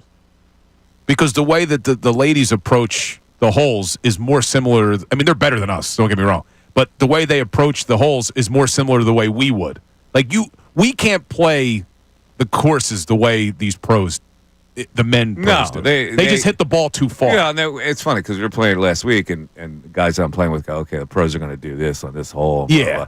They'll cut off this. Meanwhile, I'm looking at it like, oh, jeez. But the LPGA, and even when the Golf Channel will air like the women's college golf, I love watching that. They have beautiful swings. Yeah, man. I don't like it. They have great swings. I do not like it. So you prefer watching the guys hit it 380 that we're never going to be able to do? Yeah. Yeah, not me. Yeah, I do. I mean, I watch it. Don't get me wrong, but it's not applicable to our game. Just a couple things. I don't know if you agree with this statement or not. I find it hard to agree with this statement, but this Flyers statement that is the headline for the Flyers' journey back to relevance got harder after the NHL draft lottery. They got the 6th pick in the draft. What do you mean? The journey back to relevance got harder. Well, look at What does that mean exactly? Look at it in terms of like NBA, because you don't know these players in the NHL. If the Sixers were to get a top 3 pick on Monday's draft lottery, we know they're getting. If they get number 1, they're going Cooper Flag. But that's different. But what? Because they're playing on the same playing field. There are different junior leagues and different colleges and different levels. You can't tell if the 6th pick in the draft's not going to be a star. You can, but what I'm saying is that going into this NHL draft, the consensus was there was 3 really good prospects. Well, that was it? 3? Look, the other guys are good prospects that could develop, but what I'm saying is that the top 3 would have made it a little bit easier. All right. Like, especially that you didn't watch it last night, but they had the 3 guys on. I wish I would have. It sounds so enthralling. Nah, you were better off. Can you explain the balls thing to the people? Because it wasn't like there was some kind of a mathematical system that was going on with that. So they dropped I guess it was 14 balls into the lottery thing. And they had different number values, right? And then they had to pick out 4 balls. Yeah. And then there was a million different combinations that the 4 balls could be. And based off of whatever combination it was. What kind of an odd thing is that? I don't know. What combination it was determined who got the first overall pick. Is this a freaking Canadian thing? It was. What is this? I think it's the same way the NBA does it. But the NBA does it off air and then just shows it to you. All right. Dude, it was hard to follow. And then you had Bucci yeah, wow. Yeah. What was that about? You talk about a hockey nerd, that Bucci Grass. Look, I don't understand it, but people in the YouTube chat are saying each draft spot decreases by a power of 10. I don't know what the hell they're talking about, man. Come on, Bill. I was counting on you. They didn't even explain it Mr. right. Hockey? Look, I was lost. I'm just like, tell me what numbers the Flyers need. And then the crazy thing is you talk about Bucci Grass. He's like 6'4", I think. He is? And he's standing next to Gary Bettman. It looked like Gary Bettman was 4 or 5. Bucci is that tall? Or Bettman is 5'3"? I think it was a combination, but they should have given Gary Bettman like a box to stand on and then just angled the camera properly. Hold on, let me see. Bucci Grass height. 6'4". Wow. Yeah, he's a tall dude, man. I wish I had some of that size. Yes. That's good size. As Jimmy Latimer was he a said. sports player? I don't know. Yes. Was he a sports player? Was he a hockey player? Hey, he was raised in Indiana, Pennsylvania. Really? Before moving to Steubenville, Ohio. There you go. He played basketball, Basketball. according to his Wikipedia. Well, That's in what I'm high reading, school. too. It's 6'4". If you don't play basketball, what are you doing? You're playing the tuba? If you're 6'4", that it's almost tall, tuba mandatory makes that a lot you're of playing sense. basketball, isn't it? I would think so. If I was 6'4", I would have been a lot better. You could have played the bugle. Well, no. The tuba, 6'4", we'd lofty shoulders. Cello? Play the tuba. The cello at 6'4". You have to get an extra long neck for the cello. All right, one other thing before we get to a phone call. It looks like more and more like Mike Missanelli's wish to ban the tush push is going to come true. You heard Schefter. We played the soundbite. He's expecting it to go, Bill. And not only is it going to go, it may be the way you wanted it to go. The original proposal from the Packers was the language was specifically you couldn't push a player immediately upon the snap. Now they may just go back to the old rule, banning all pushing whatsoever, which is the Mike Missanelli rule. That's correct, because it's not football. I disagree. Now we got mano a mano. Well, what's his name? Roger Goodell. He spoke at the draft, I think it was. I forget even what show it was on. And he's basically saying he doesn't think it's a football play. Goodell wants it out. So it's going to be out. We know that. There you go. How big of a deal is this for the Eagles? Assuming it's out, how big of a deal? Is it really that big of a deal? You got a good offensive line. You got a 235-pound running back. I mean, please, spare me this. 4th and 1. All of a sudden, they can't convert it? Stop. If they didn't have the tush push last year, would they have won the Super Bowl, Mike? Yeah, they would have managed to put Barkley in there to get those. I think they would have, too. I think that Goodell's betting Barkley anytime touchdowns. I think this is where this comes from. Possible. I think that's where this is. Well, Saquon's going to get, at least he's going to get more touches to score touchdowns. He will. If they had banned the tush push before last season, does Saquon win MVP? Well, how many tush push touchdowns did Hurts have last year? Do we know that number? I mean, it was most of, if not all of his rushing touchdowns. I mean, how many rushing touchdowns did he have? I'm pulling it up. I'm filibustering for myself here as I look it up. Filibustering. Jalen Hurts last year, rushing touchdowns.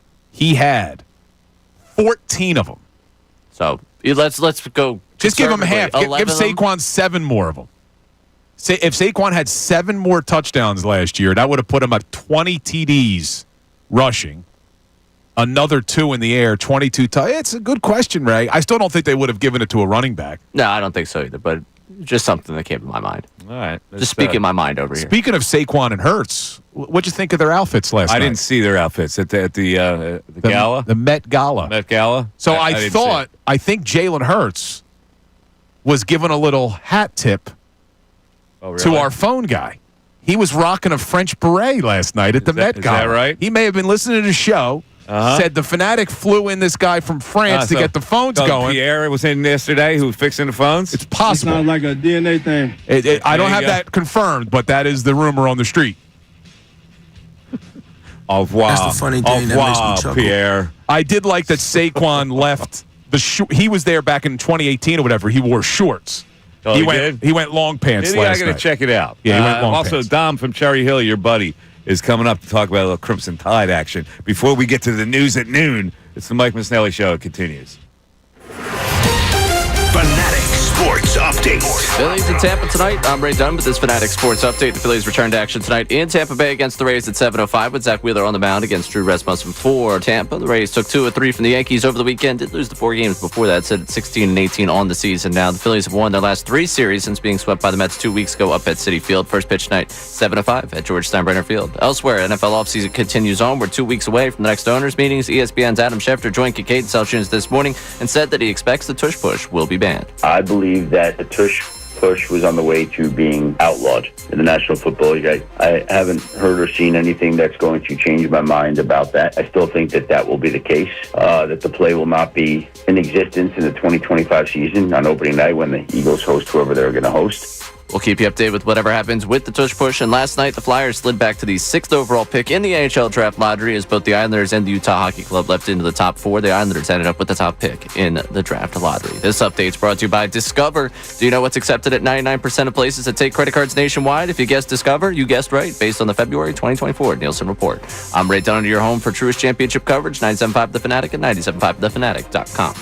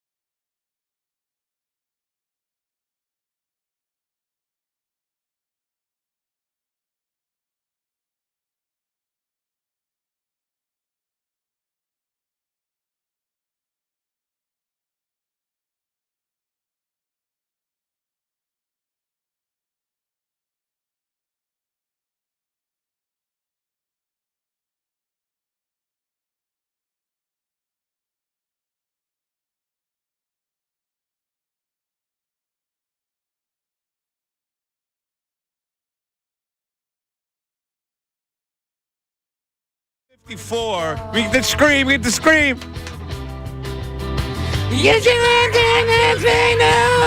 Come on now. Who's this? Girl, Courtney Love. Hole. Courtney Love.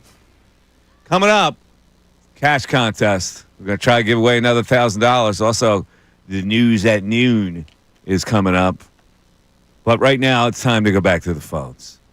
Dom from Cherry Hills checking in. What's up, Dom? Mike, Don, how you doing? Don, how you doing? Long-time listener. Thanks, Glad to buddy. hear you. Appreciate it. Thanks for calling in. Oh, you thought this was Dom? I thought it was Dom. With It's an M. Don. It's I Dom. thought it was It's Dom, so that's on me. It's Don. Yeah, I practiced law with Bill when he had a real job. Oh, you did, huh? Yeah, went to your law school, too. Oh, look at that. Did you actually hung out with Widener people, Bill? I don't know who it is. I Don, he doesn't know who you are. Who are you?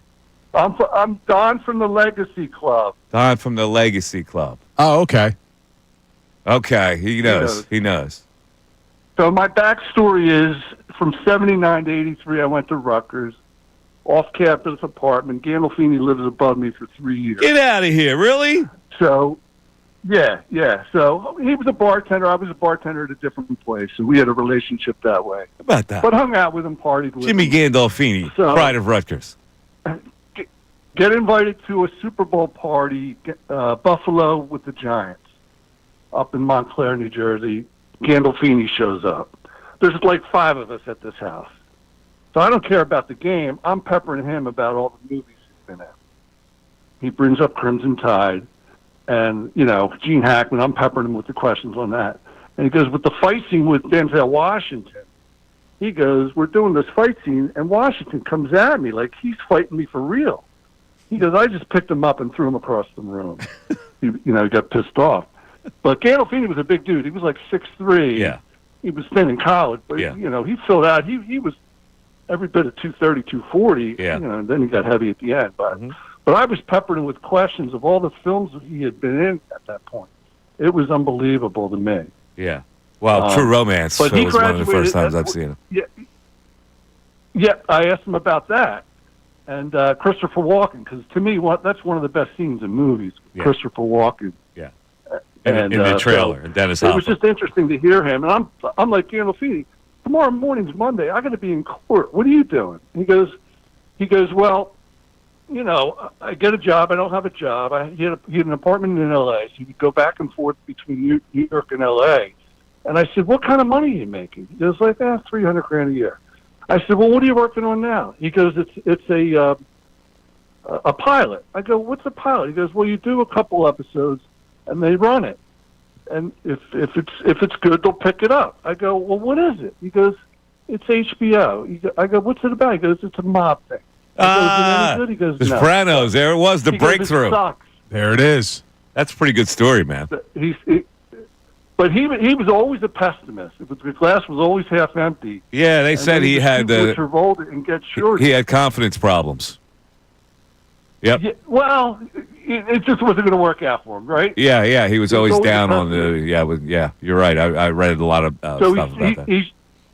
he's shooting with Get Shorty with Travolta, and Travolta comes up to him and goes, I knew him as Buck. That was his nickname. He goes, Jim, he goes, I can help you with the outlook on life, And Gandolfini goes, don't even bother. I'm too far gone. But, Yeah, he was a depressant. So they look at that. We got some information on Jimmy Gandolfini. Yeah, that was pretty good. We lived right above him. And I will admit, when he first said Don, I used to. Now you know who he is? As the more he spoke, I know who he is. Okay. Yeah, we actually had cases against each other. I actually had cases against him. Good guy, though. When you have cases against each other, at the end, do you hug? You hug it out? In my line of work, what I was doing when you're doing injury work, you come across the same attorneys all the time. Yeah. So it doesn't really make sense to not have a good relationship. Yeah. Because you're going to see them again on a couple weeks later. You do the Serbian triple kiss? Is that how you guys close it out? never the triple kiss. Just the double? Did you ever gloat? Maybe the European. Did you ever go, No. No. All right. Never did the It's 12. It's 12 o'clock, and you're listening to the Mike Missanelli Show on 97.5, The Fanatic, WPEN, and WPEN HD1, Burlington, Philadelphia, at Beasley Media Group Station, broadcasting live from the Comcast Business Studios, powering possibilities. I want to hear a cash register, right? Hit it! The Fanatic signing bonus. Yeah, it's time for the signing bonus. This is the second time we've done it today. Keyword right now is cheer. C-H-E-E-R, as in cheer for the home team, especially the Flyers, now that they only got the 6th pick. Cheer. You have 25 minutes right now after the hour to enter it on our Fanatic mobile app or 975thefanatic.com, or you can text it. Easiest way to do it. Contest short code 45911. One random entry wins $1,000 in this company-wide contest. Each winner gets a call from Beasley, so be sure to answer your phone. Contest rules are at 975thefanatic.com. The Fanatic signing bonus is sponsored by Live Casino and Hotel Philadelphia, voted best casino in PA by Casino Player Magazine. 5 chances to win each weekday. 8 and 10 a.m., 12 noon, 3 and 5 p.m. Good luck. And now, ladies and gentlemen, as you enjoy your lunch, enjoy it over the dulcet tones, as we like to say here, of Mr. Play-by-Play himself, Ray Dunn. It is time for the news at noon. There's a whole lot going on in this world. It's time to catch up. Here's the news at noon. 97.5 The Fanatic and 97.5thefanatic.com. News at noon with Play-by-Play Ray. Like that. Thank you.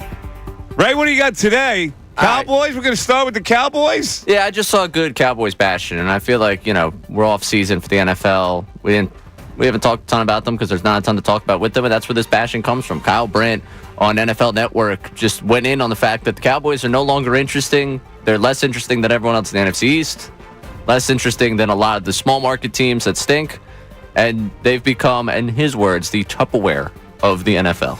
The 2025 Cowboys have me feeling nothing. Nothing. And let me explain why. They are by far the least interesting team in their division. By far. 4th out of 4. And I don't know if that's ever been true in my entire life. Even the Dave Campo era had more sizzle than this team does. Even smaller market teams right now are headlights and neon compared to America's team. The Titans are way more interesting. The Jaguars are way more interesting. The most interesting thing that has happened in the last calendar year for the Dallas Cowboys, and I don't even think it's close, is the owner's breathtaking cameo in a television show called Landman, which was beautiful, amazing, and really sad that was the most dynamic thing we've seen. They are currently like the Tupperware of teams. It's just something you have, you don't think about it, you don't care about it, you put the spaghetti in, you put it in the fridge, you have no attachment to it at all. It just serves a practical need of being one of the teams in the NFC East. Well, I'm not sure about that. The Titans are more interesting. I mean, what, the Giants are more interesting than the Cowboys? I think it's a Cowboy hater coming out, but I get the point. The Giants may be more interesting now with that quarterback room they have. They're not interesting at all, the Giants. They got Winston, Russ. What's interesting about and Winston Jackson and Russ? And Jackson. What's interesting about that? Well, not interesting. Winston's like a social media sensation. Jacksonville Jaguars are more interesting than the Cowboys? Well, you thought they made a great trade moving up to get Travis Hunter. Trade, but one guy's not going to make the franchise more interesting. Come on. That's silly. Is Kyle Brandt a Philly guy? He's usually very pro-Philly. Yeah, he's very anti-Cowboys in that one. I don't know where he's from. I think he's from upstate New Jersey. I didn't realize he was on The Real World. Went to Princeton. I didn't realize he's from Illinois. Oh, is he? Yeah. Oh, he went to Princeton. That's his familiarity with this. And did you know he was on The Real World? No. On MTV? Am I the only one that missed Jerry Jones being on TV? Oh, yes, you don't remember that? No. Landman. You watch Landman? I think he even cried, didn't he? Landman's supposed to be pretty good. I haven't watched that. Have you watched it? Is it Billy Bob? Huh? Is Billy Bob Thornton in it? I think so. Yeah. I haven't watched it, but I saw the clip of Jerry Jones. He was pretty good. It's like they related to Yellowstone somehow. Was this like in the midst of the Eagles playoff run? Is that why I missed this? Is this like... Yeah. Is there a reason why? Yeah, pretty much. I mean, it's TV, so there's a good chance I missed it because Landman's been getting good reviews. So I have to check that out. All right. Yeah, number 2. We'll keep it in Texas here. Now go into the San Antonio Spurs. Popovich held a presser to discuss moving from coach to team president. You know, it's kind of standard with what they do. But the highlight for him is he referred to himself as El Jefe while revealing a shirt that had that on there. And It was a weird kind of cringeworthy thing. It was him trying to show personality. Take a listen, and the video of this was just, to me, a little sad. I want to make sure everybody understands what the new job is. I'm no longer a coach. I'm El Jefe.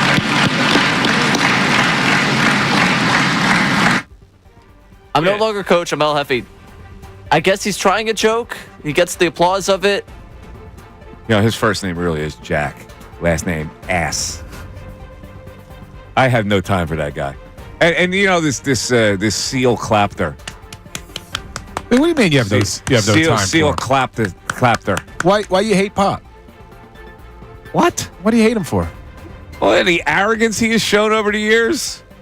Sometimes you're Come on, warranted man. in being arrogant. Stop it. Good jackass. Would you ask Pop that question? Yeah, I would. I would ask Pop that question. All right, next. And the last one for you here. Dylan Gabriel put out a video. This came out, one of those all-access pre-draft things, of him doing a bird call. The bird responds, and he gives what the bird said. I'm calling BS on this, but take a listen to Dylan Gabriel trying a bird call. That bird back there. What they saying? Cleveland Browns, 94. That's what he said. Okay. Cleveland Browns. He went to the Cleveland Browns with the 94th pick. Are we sure that was filmed before the draft? Where did you find it? No way this was filmed before the draft. Oh, really? The timing of this, as it went viral, was saying that this was a pre-draft thing. I can't believe. Also, the bird call is incredible. I It gotta is give pretty props good. where props He's are from due. Hawaii, so he's probably got some experience with that. It is good. But come on, there's no way. Cleveland Browns 94. Let me hear that again. Let me hear this. Wait, do we know when this was done? It was. That bird back there. What they saying? Cleveland Browns, 94. That's what he said. Okay. It was Cleveland Browns. supposedly the day before the draft is when that was filmed. But what does he say after Cleveland Browns? 94. The 94th pick. The 94th pick. Which he went. That can't be real. I'm calling BS on this one. There's got to be some investigation to that because that's pretty interesting. Also, this is the first time in Possible the Browns told him they were going to take him there. Yeah, but there's no way. He predicted it. There's no he way had to the have- Browns yeah. would have been able to tell him too. We're going to take you in the third round. Like, you don't know how the draft's going to fall before then. Well, they may have hinted they were going to take him in the third round, that he was going to be the first quarterback they would take. Is this also the first time in professional sports history that someone's gotten a sign from nature that they were meant to be a Cleveland Brown? Well, Reggie White got the sign from God to go to Green Bay. Right, I understand, but that's Green Bay. We're talking about the Cleveland Browns here. It's very interesting. It's a good question, Ray. I thought Dylan Gabriel was a great little college quarterback, man. I loved watching him play. So you think who starts a game first for the Cleveland Browns? Dylan Gabriel or Shador Dylan Gabriel Sanders? will never start a game in the NFL. So you think Shador will, though? Unless it's desperation, like Flutie. They turn to Flutie in desperation. If you're the Browns, though, you take a quarterback in the third round. You're expecting him to start a game. Well, look, with the amount of quarterbacks that have started games for the Browns over the last 10 He won't years, start unless it's an emergency. there's a chance. Emergency start. He's so old, I covered a college game which he played in. Who? Dylan Gabriel. Really? Well, that's right. He was a UCF guy when they were still in the American. Right, he started at UCF. Isn't that funny? That is was old he, for was Ray. he was he good back then? Yeah, he was. Yeah, he's a good Those little UCF player. teams were good. Yeah, he's a good little player. He's in the end up in the Big 12. Nice. And I got some breaking news on the other side. Breaking news. Give me a hint. The Wells Fargo Center officially has a new name. Yeah, the naming rights ran out on that. Somebody came in. Is it called the Mike Missanelli Arena? Close. I'm back after this. We want to hear from you.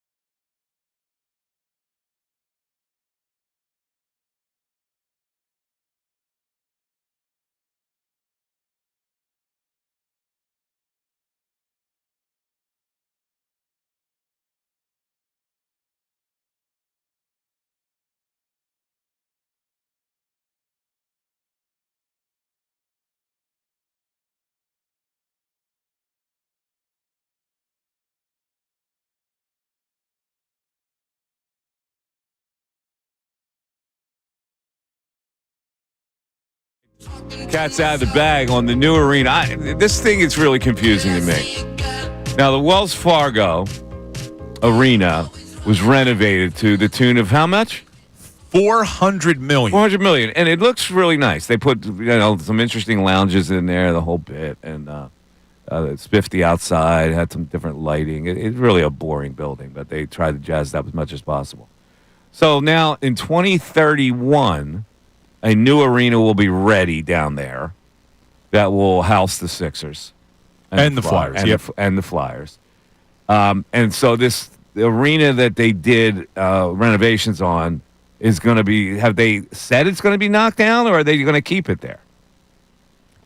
I'm assuming it'll get knocked down. Right? Ray, I don't know if they've announced it, but I'm assuming they'd have to knock it down just for parking, right? You're not going to have enough room down there, especially with the expansion of what they want to do with all the entertainment venues and stuff. The question is, what would they do with it? Well, they have concerts, maybe reduce it a little bit in size. Who knows? They probably would have to knock it down. But, so the Wells Fargo Center, originally the Core State Center, also known as the First Union Center. I liked it when it was the First Union Center. The FU Center. Yeah. Also the Wachovia Center. I liked it when it was Wachovia Center, too. I like that name. Will now be called the Xfinity Mobile Center. There you go. Xfinity getting their thumbs in there. The Xfinity Mobile Center. I hope and What happened to pray. Wells? Wells was having some financial difficulties, right? They had to better bail out of there. I thought together we go far, no? I thought they were having a little problem, but maybe not. Here's the problem. How much you got to pay for this? I wonder what you have to pay. It doesn't say. It doesn't say what they paid for the naming rights. So let me get this straight. This is now a temporary name until 2031. Correct. Are they doing this so they have dibs on the new arena name? I don't know. But I would. Here's my proposal for the new arena name when it does come. You got to do something that can last. Like, nobody refers to the Wells Fargo Center as the center. And the fact that it keeps changing names, but the beautiful part, and this could happen, I guess, to the Link and to Citizens Bank, but we refer to them as the Link and the Bank. No, I don't refer to it as the bank. What do you call it, Ray? I call it CBP. I call it Citizens Bank. Well, you still call they've only had one name. That happens to be my bank. Is it? Yeah. I just hope that we could get a name that can at least stick. Maybe they bring back what the do you name, care? the Spectrum. What do you care about these names? Yeah. I don't know. All right, so now if I said to you, Ray, meet me at Xfinity, am I talking about the arena or am I talking about Xfinity Live? Are you talking about making plans with me, or talking about? Because I'm assuming live if you're trying to make plans with me. No, you're saying no to either one. Yeah, actually, I'm going to show wherever you're going. I'll be the other Xfinity. Any request?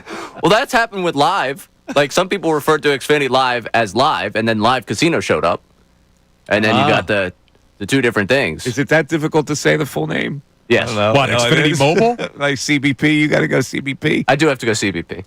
I don't know why. I mean, it's Citizens Bank Park. You may call it CBP. However, just think about some of the memorable moments, like Bedlam at the bank. You're not getting excitement at Xfinity. I don't know. I'm trying to do something. Like, you're not going to get. Actually, that kind of is that a pretty good one? Do you like that? That one, yeah. We could put that one in the back pocket. We got the Link. We got the bank. Bryce Harper is the X factor. There we go. Huh? He's never going to play at the Xfinity Mobile that's right. Center, but Paul George is the he could do podcast DNP from there. X factor. I'm curious, while we're on the whole naming rights thing, what do you guys call the entertainment venue in Camden? I don't even know what it is anymore, dude. It used to be the Tweeter Center. The first, then it was. I like the way it was the Tweeter Center. It was Tweeter. What is it? BB&T? Is it BB&T now? It's not BB&T because I call it BB&T, and I was corrected yesterday on that because last time I saw Kendrick was at BB. Well, not last. What time. is last it time now? What is it now? I don't know. But I was told it's not BB&T anymore yesterday. I was just there recently. I should know what it is. BB&T Pavilion, Freedom Mortgage Pavilion. Is it really Freedom Mortgage Pavilion? Yeah. So do you just call it what it was when you went there for the first time? Is that the way this works? I say the Camden. The Camden? Wait, so it's Freedom Mortgage. Here's how many names that's had. It opened up as the Blockbuster Sony Music Entertainment Center. Wow. Then it Been around switched a to while. the Tweeter Center. Then it switched to the Susquehanna Bank Center. Then the BB&T Pavilion. Then the Waterfront Music Pavilion. And now the Freedom Mortgage Pavilion. Wow. So there was a name between the BBT and this one? I only remember the Tweeter Center. That Tweeter, because that had a ring to it. What was Tweeter? Tweeter was, wasn't it a sound company? Or a sound, stores? Speakers? Stores. The stores that sold that kind of stuff? How'd you spell it? TWEETER. T-E-R. I went. I think it was stores that sold that kind of equipment. If I meant Twitter, I would have typed in Twitter. Yes, small- you're right. Yeah. It was a store, a Tweeter Yeah. store. Yeah. Oh, yeah, Sold for records electronics. and electronics and all that. Yeah, that was funny when stores like that existed. Remember Radio Shack? Does Radio Shack still exist? You go in there like, I need a wire. Remember Radio Shack? How about Sam Goody? Sam Goody, yeah, you go in and Come get on, man. CDs and movies. Absolutely. How about what's the Tower? Tower Records, man. All this that's gone now. I went to the last Blockbuster. Oh, out in it still Oregon. exists, right? Yeah, the one that's left. I think it's Oregon. There's one left. Yeah. Really? Yes, there's one left out there. We didn't go inside. We just went outside. Oh, what do wow, look at that. what do you get in there? I think they still videos. DVDs? Yeah. Nostalgia. Really? Yeah, nostalgia, really. But it's For the now people kind of that a have landmark. Do you still have a DVD player? I do. What am I going to do with this old equipment I have? Nothing. Anybody want it? There's that. You Huh? can't do anything with Can I it. sell it? I bet Dude, you when could I was sell a it. kid, I I got a used to. Phillips turntable and a Yamaha receiver. Remember, man? What, you still have a It was VCR? golden. You Still got have a VCR? Really? Yeah. Dude, I had so many VHS tapes when I was No, young. I have a VCR TV that I keep. Oh, Because my I have God. these old tapes. The built-in VCR. I have old tapes of that the show you never watched or never heard of, the Great Sports Debate. I got an idea. Since we're all sleeping over Wednesday night before Truist, we'll hover around Mike's VCR TV and we'll watch some of the old tapes. Before we do that, meet us at Xfinity, and we'll go from there. 610-632-0975. Test this new phone system like Denzel Washington in Crimson Tide. Vossler, get it up! Mike Missanelli Show continues. Fanatic Sports Update. Phillies in Tampa Bay tonight. I'm Ray Dunn with this Fanatic Sports Update. The Phillies return to action in Tampa tonight against the Rays at 7:05 with Zach Wheeler on the mound against Drew Rasmussen for Tampa. The Rays took 2 of 3 over the weekend against the Yankees, but that first loss, they lost 4 in a row, including that one. They sit at 16-18 on the season. The Phillies have won their last 3 series since being swept by the Mets 2 weeks ago. First pitch tonight, 7:05 at George Steinbrenner Field. Elsewhere, the NFL offseason continues. We're 2 weeks away from the next owners' meetings. ESPN's Adam Schefter joined Kincade and Salciunas this morning and said that the tush push will likely be banned. I believe that the tush push was on the way to being outlawed in the National Football League. I haven't heard or seen anything that's going to change my mind about that. I still think that that will be the case, that the play will not be in existence in the 2025 season on opening night when the Eagles host whoever they're going to host. We'll keep you updated with whatever happens with the tush push. And last night, the Flyers slid to the 6th overall pick in the NHL draft lottery as both the Islanders and Utah Hockey Club leapt into the top 4. The Islanders gained the top pick in the NHL draft. This update is brought to you by Mercedes-Benz. That feeling of owning your first Mercedes, hard to believe, but it's real. From leather stitching the iconic design, every element of Mercedes lives up to its reputation. See for yourself at your local dealer. I'm Ray Dunn, your home for Truist Championship coverage, 97.5 The Fanatic and 97.5thefanatic.com.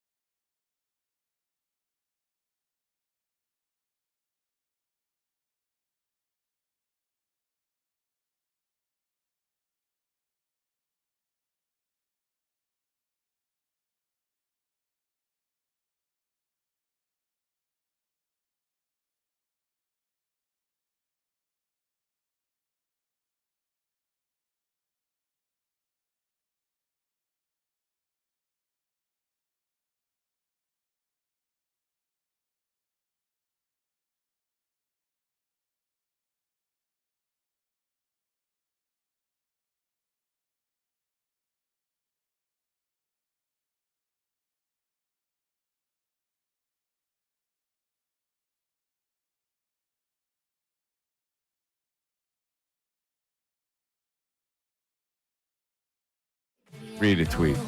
Yeah, so going back Read a tweet. Going back to the 10 o'clock hour, we opened the show talking Flyers, which was great. I think we had like a full hour conversation Bill was devastated that they dropped a 6. about the Fly guys. So on my Instagram, we posted a clip of us, or mainly me, complaining that Michkov wasn't a finalist for Rookie of the Year. Nick McIntosh writes underneath, I love how you complain about this, but don't even talk about Matvey or the Flyers all year. And I highly doubt you have even watched more than 5 games this season. Yeah, see, Nick, is that his name, Nick? Yeah. Nick, you're a douchebag, all right? I'm going to tell you flat out. Because Bill has been slurping Michkov all season long. Playing a hockey horn, the whole thing. So whoever you are, Nick, you're a punk. So I responded. Now, let me tell you, first of all, for the record, I have not watched 5 games all year. He's correct. So he's absolutely correct. But when it comes to you, it's unfair. Yeah, he's correct. So I told him I'm a season ticket holder, man. He write back. The Flyers could be in the Stanley Cup and the Eagles could be in the bottom of the division. You would still glaze the Eagles. Nick, you don't get it. And am I allowed to say that? It's unfortunate. Is that? You can say it, but people know what it is. But here's the thing. He's correct. We don't talk a lot of hockey for reasons we've discussed various times. But then when we finally do talk hockey, you're mad at us for talking hockey? That's a typical Flyer fan with an inferiority complex who now wants to try to make you feel bad. The inferiority complex comes from the fact that we don't talk about it. We don't talk about it because it occupies a very small piece of pie on the whole pie wheel. That's why. Do some research. Smarten up. I wonder what kind of pie Matvey Michkov likes. See? Slurping them all year. Slurping them all year. All right, let me move on to this thing. There's something that kind of disturbed me here. It disturbs me about social media when you put out unnecessary complimentary tweets. And the Baltimore Ravens did after they released Justin Tucker. Did you see what they wrote? I did, and they said it was just a football decision. Justin created many significant and unforgettable moments in Ravens history. His reliability, focus, drive, resilience, and extraordinary talent made him one of the league's best kickers for over a decade. We are grateful for Justin's many contributions while playing for the Ravens. We sincerely wish him and his family the very best in the next chapter of their lives. This is a guy who has now, 16 allegations against him? Correct. Of sexual harassment? Correct. See, exposing his penis, brushing it against massage therapists. So here's my opinion. That's all right. You don't have to believe that. That's fair. That's what it says in the story. Here's my opinion on this. I want to know if you disagree with me. So I understand that they're just allegations. So until things are proven, maybe they can't say anything negative about it. Right. Don't put anything out. Players get released all the time without a tweet from the team thanking them for their service to the team. Players get released. I think the Baltimore Ravens could have just taken the path of least resistance here and not said a word about it. They released him. They released him. You have to fawn over the guy? You can't put a fawning message out there. I don't think you had to say anything. Well, you had to say something. We decided to release Justin Tucker. End of story. But that's what I mean. But you didn't have to thank him for anything, and you also didn't have to. You don't have to fawn over the guy. And you didn't have to talk about the accusations either. You could have just ignored it all. The guy made his own bed. Any other cliche you want to put out there? What was the first one? He cooked his own goose. Second one? He made his own bed. We got any more? I don't know. Wait, what's the other one? What's the other one about? Isn't there another one? You sit in your own. Well, I don't know. Something like that. I don't know. You got any other analogies, Ray? I'm good, thanks. I think you guys covered it there. I want to move on to a possible trade here. Are we switching to the NBA? Switching to the NBA. We're going all over the place today.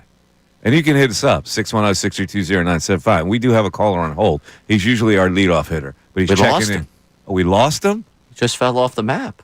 Oh, man. Great. It is 12:30. Dr. Mad Elf was on the line, and he passed out. No, I don't know what happened to him. Anyway, this trade is proposed in the Athletic.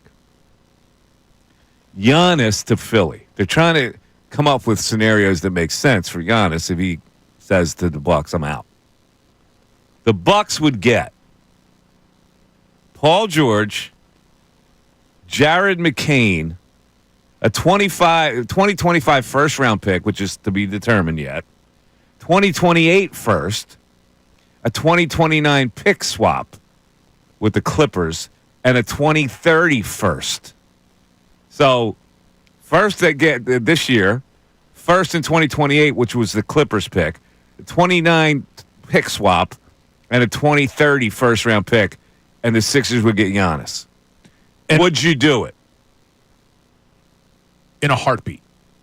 You would do it in a heartbeat? I would do it in an absolute heartbeat. I think being able to get out from underneath the Paul George contract. Now, it would be tough because you're giving up unprotected picks. Like the 2028 from LA is unprotected. The pick swap, obviously, unprotected. And the 2030 is unprotected. Jared McCain, nice player. But I just think you bring in Giannis and you compare him with Embiid and Maxey and then build around those three, you got a lot better of a chance of winning anything anytime soon than you would with the Paul George. Now, I say I would do it if I'm the Sixers. I'm not doing it, I think, if I'm the Bucks. Really? All those first-round picks, you got to completely revamp your team now. Dame's done. But you're bringing in... You got to move on from Giannis. But you're bringing in George. Yeah, but you're bringing in George. You're putting yourself in purgatory for 3 years with that contract. You're not going to win anyway, so you at least have one semi-star playing for your franchise, and then you're having Jared McCain as your point guard. But I would do it from the Sixers. Would you do it? Would I do it? If you were the 76ers. If you were Daryl Morey. Yeah, I would do it. You'd be a lot smarter, but would you do it? Yes. I would do it, yes. Raymond? Not in a heartbeat. Not in a heartbeat? No. You'd have to think about it? No. I'm thinking about it. I'd love to get off the George contract. That obviously would be, the thing that really. What are you afraid of, Ray? What I'm afraid of, you're giving up 3 picks. There's a pick swap in there, and essentially what you're telling me is Dame and Giannis didn't work out there. Giannis over the last 3 postseasons has been injured in the first round of the postseason with that calf. And now you're going to bring him here post 30 to pair with Maxey. And Maxey is what? At best, Maxey turns into a Dame?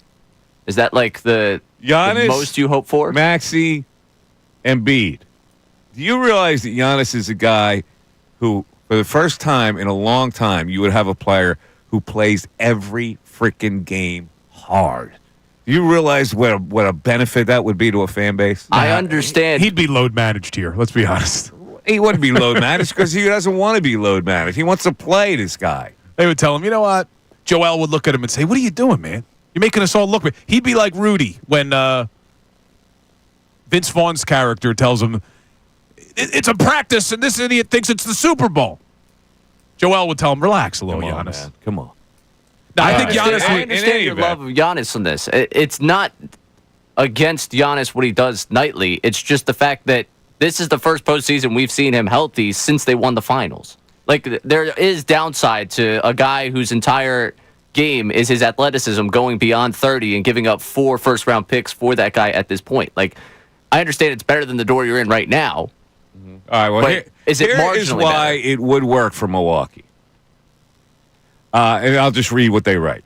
Obviously, taking back George is a tough proposition, but this is a trade proposal rich in assets, beginning with the 2025 first-round pick, which would land in the top 6 if Philadelphia keeps control. McCain is a terrific young prospect who would immediately give Milwaukee 2 young players to build off of.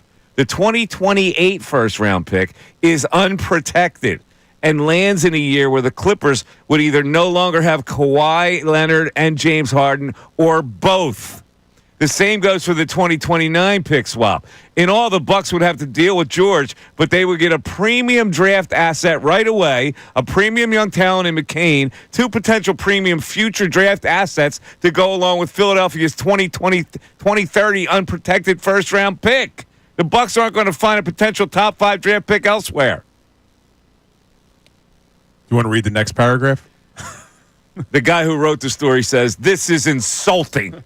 The Bucks will be taking positive assets only in any trade conversation, and the age 35 to 37 seasons of George for $162 million doesn't make any sense to acquire. A pick in the top 6 of this draft is nice, and McCain's a good young player, but there is just nowhere near enough in this trade for the Bucks. I totally disagree. When you're getting all those assets and unprotected picks from the Clippers, who are going to not have Kawhi and James Harden anymore, those are premium picks. 610-632-0975. We're back after this. Andrew Salciunas.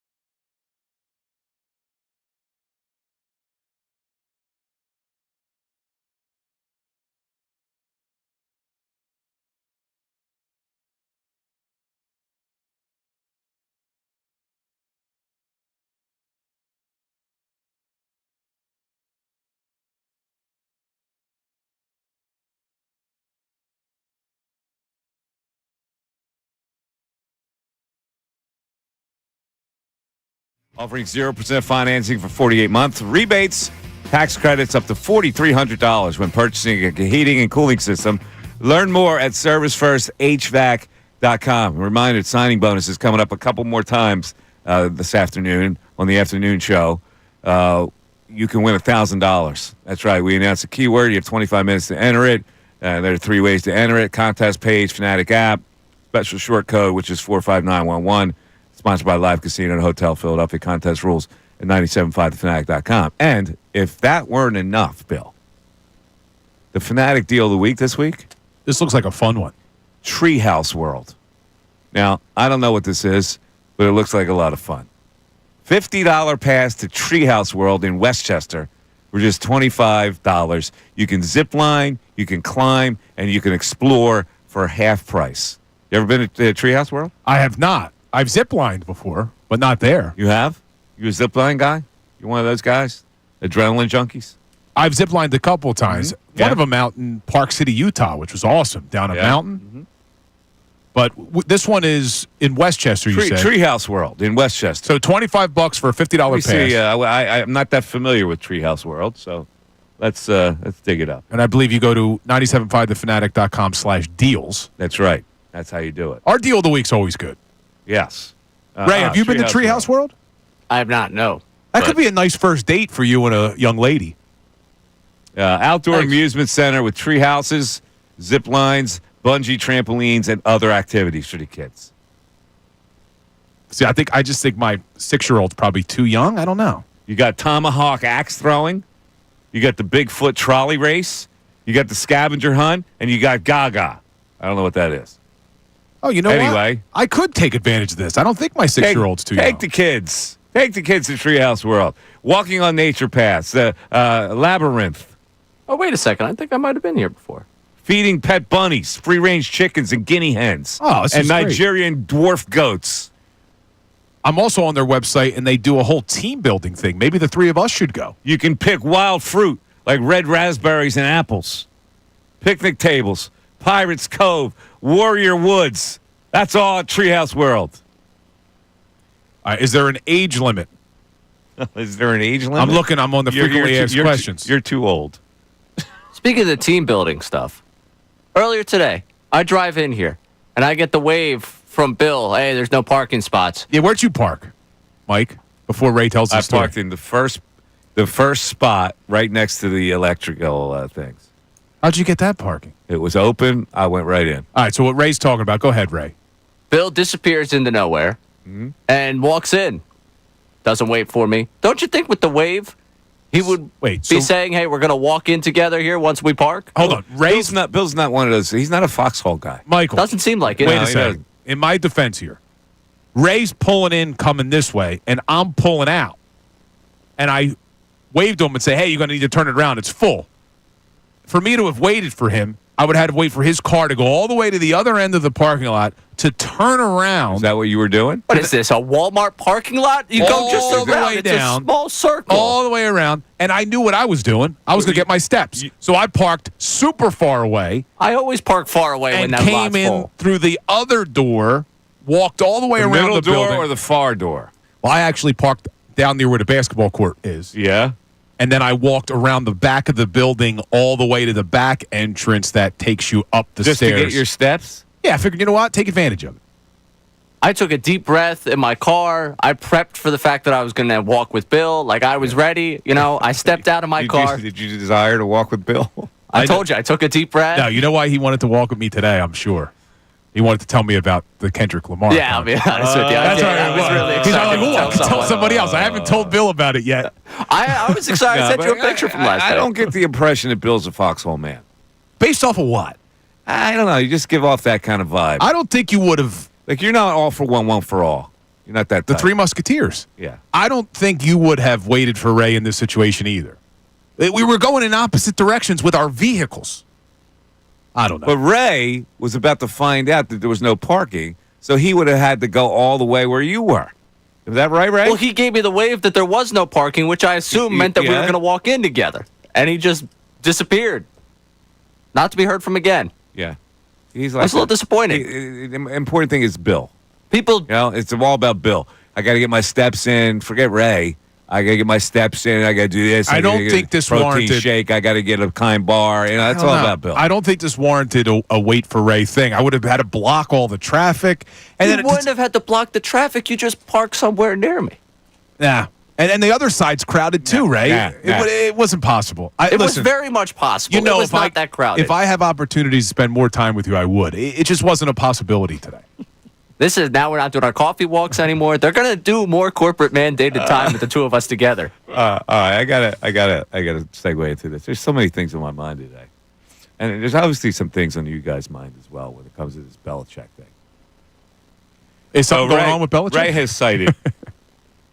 Ray has cited this story that was written. Did Salciunas write this one too? Yeah, it was like Sealski's roundup of the week. All right, so it's his roundup for the week where he's musing what would have happened had the Eagles decided to hire Belichick instead of Sirianni. And so he says this. So far, North Carolina is more than willing to tolerate all this weirdness, this apparent late-life crisis from Belichick. The university has rarely excelled in football, and its leaders want to excel in football, so it make the kind of money the university can make only by excelling in football. The Eagles would probably have had to go 18-3 and win a championship to make it worth it for Lurie to put up with this new Belichick with a disastrous book tour and the daily talk show discussion. This much is certain. The understandable complaints back in October about Sirianni drawing at fans and bringing his children to a post-game news conference now feel quaint compared with this alternative. Oh, is this a little overboard? I mean, why? I, for the life of me, don't understand why males, I don't know how females feel, why males feel about this Belichick thing on why it's so weird for Bill Belichick. When it's his life, why is this... Ray, I know you feel this. You feel this guy would be a disaster because he's weird. He just happens to be dating a 24-year-old girl. That's not the part that's the problem. What's the part? When he started dating a 24-year-old girl, it was like, oh, wow, all right, that's what Belichick's doing. He's lost his mind somehow because he was attracted to this younger girl. It's about the entire sideshow now. The fact that she tried to take the entire CBS Sunday Morning's interview and just storm out on it. You think that would have happened had it been the Eagles? He's going carte blanche right now. He's running the whole North Carolina You're going thing. down two different paths here. You're asking me, why is it weird? Why do people focus on it? I'm not telling you. Again, I'm telling you it's not the age thing for me. It's at this point what she's done to be in his inner circle and now what we're seeing with her on the field, with her interrupting interviews, with the fact that she tried to totally sidestep that. We now found out that she forced her way into the Dunkin' commercial. It's just weird. It's strange behavior. It's very strange behavior. And you're not telling me. She's a high-maintenance 24-year-old woman that he's decided that he wants to deal with. So he has to deal with it. Right, and part of dealing with it is this. And you're telling me in this town, the way we talk about the Eagles, if she was around, we would not be doing... You think this would happen in this town? Yeah. Why? Because it's her. He's in North Carolina. Anything's going to happen there. Anything that he could go run amok. When he's running a professional organization, you think that Jeffrey Lurie and Howie Roseman would have permitted something like that woman to be involved? Yeah, because it's exactly what you said. They can't tell him not to. It's his personal life. It's his personal life. It's a professional organization. These college people, they haven't won in years and years. They're put up with it. Yeah, but the Eagles wouldn't put up with it. You're getting arguably the greatest football coach of all time. You tell me they would. You're not going to put up with the woman coming on the field in a pro football setting. J.J. Arcega-Whiteside had his mom with an umbrella over him at practice, and he was J.J. Arcega-Whiteside. One time, because the mom was older and it was cute, they just had an umbrella for a kid. That was it. That wasn't that much of a distraction. No, it wasn't. I'm telling you that J.J. Arcega-Whiteside had his mom there with the umbrella. He would definitely have his girlfriend there. His weirdness is defined by the fact that he's with a 24-year-old girl, and I go, let the man feed. I mean, for crying out loud. Let the man live his life. He's going to die soon. That's what she's hoping, probably. 610-632. Wait for that will to get changed, though. She's not married. He's not married to her. Doesn't mean he can't put her in the will. Maybe he'll give her a couple bags of Skittles. He's not going to give her his fortune. $8 million, that real estate thing's going up, right? That's what it was? 610-632-0975. Back after this. Fanatic Sports Update.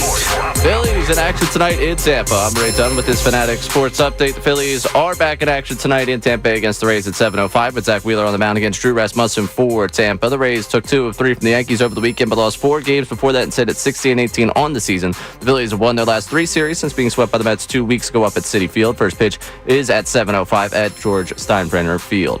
Elsewhere, the NFL offseason continues. We're 2 weeks away from the next owners' meetings. ESPN's Adam Schefter joined Kincade and Salciunas this morning and said that he believes the tush push will be banned. I believe that the tush push was on the way to being outlawed in the National Football League. I haven't heard or seen anything that's going to change my mind about that. I still think that that will be the case, that the play will not be in existence in the 2025 season on opening night when the Eagles host whoever they're going to host. We'll keep you updated on whatever happens with the tush push. And last night, the Flyers slid to 6th overall in the NHL draft lottery from the 4th best odds to the 6th pick in the draft. They got passed by both the Islanders and the Utah Hockey Club. The Islanders getting the 1st overall pick. This update brought to you by both Hand and Stone. This Mother's Day, skip the pretty candles, give her something pretty amazing. Rest of renewal at Hand and Stone, a soothing massage, a refreshing facial, so no more mom gifts. Visit handandstone.com today. Also brought to you by Mercedes-Benz. That feeling of owning your first Mercedes-Benz is hard to believe, but it's real. From leather stitching to iconic design, every element of Mercedes lives up to its reputation. See for yourself at your local dealer. I'm Ray Dunn, your home for Truist Championship coverage. 97.5 The Fanatic and 97.5thefanatic.com.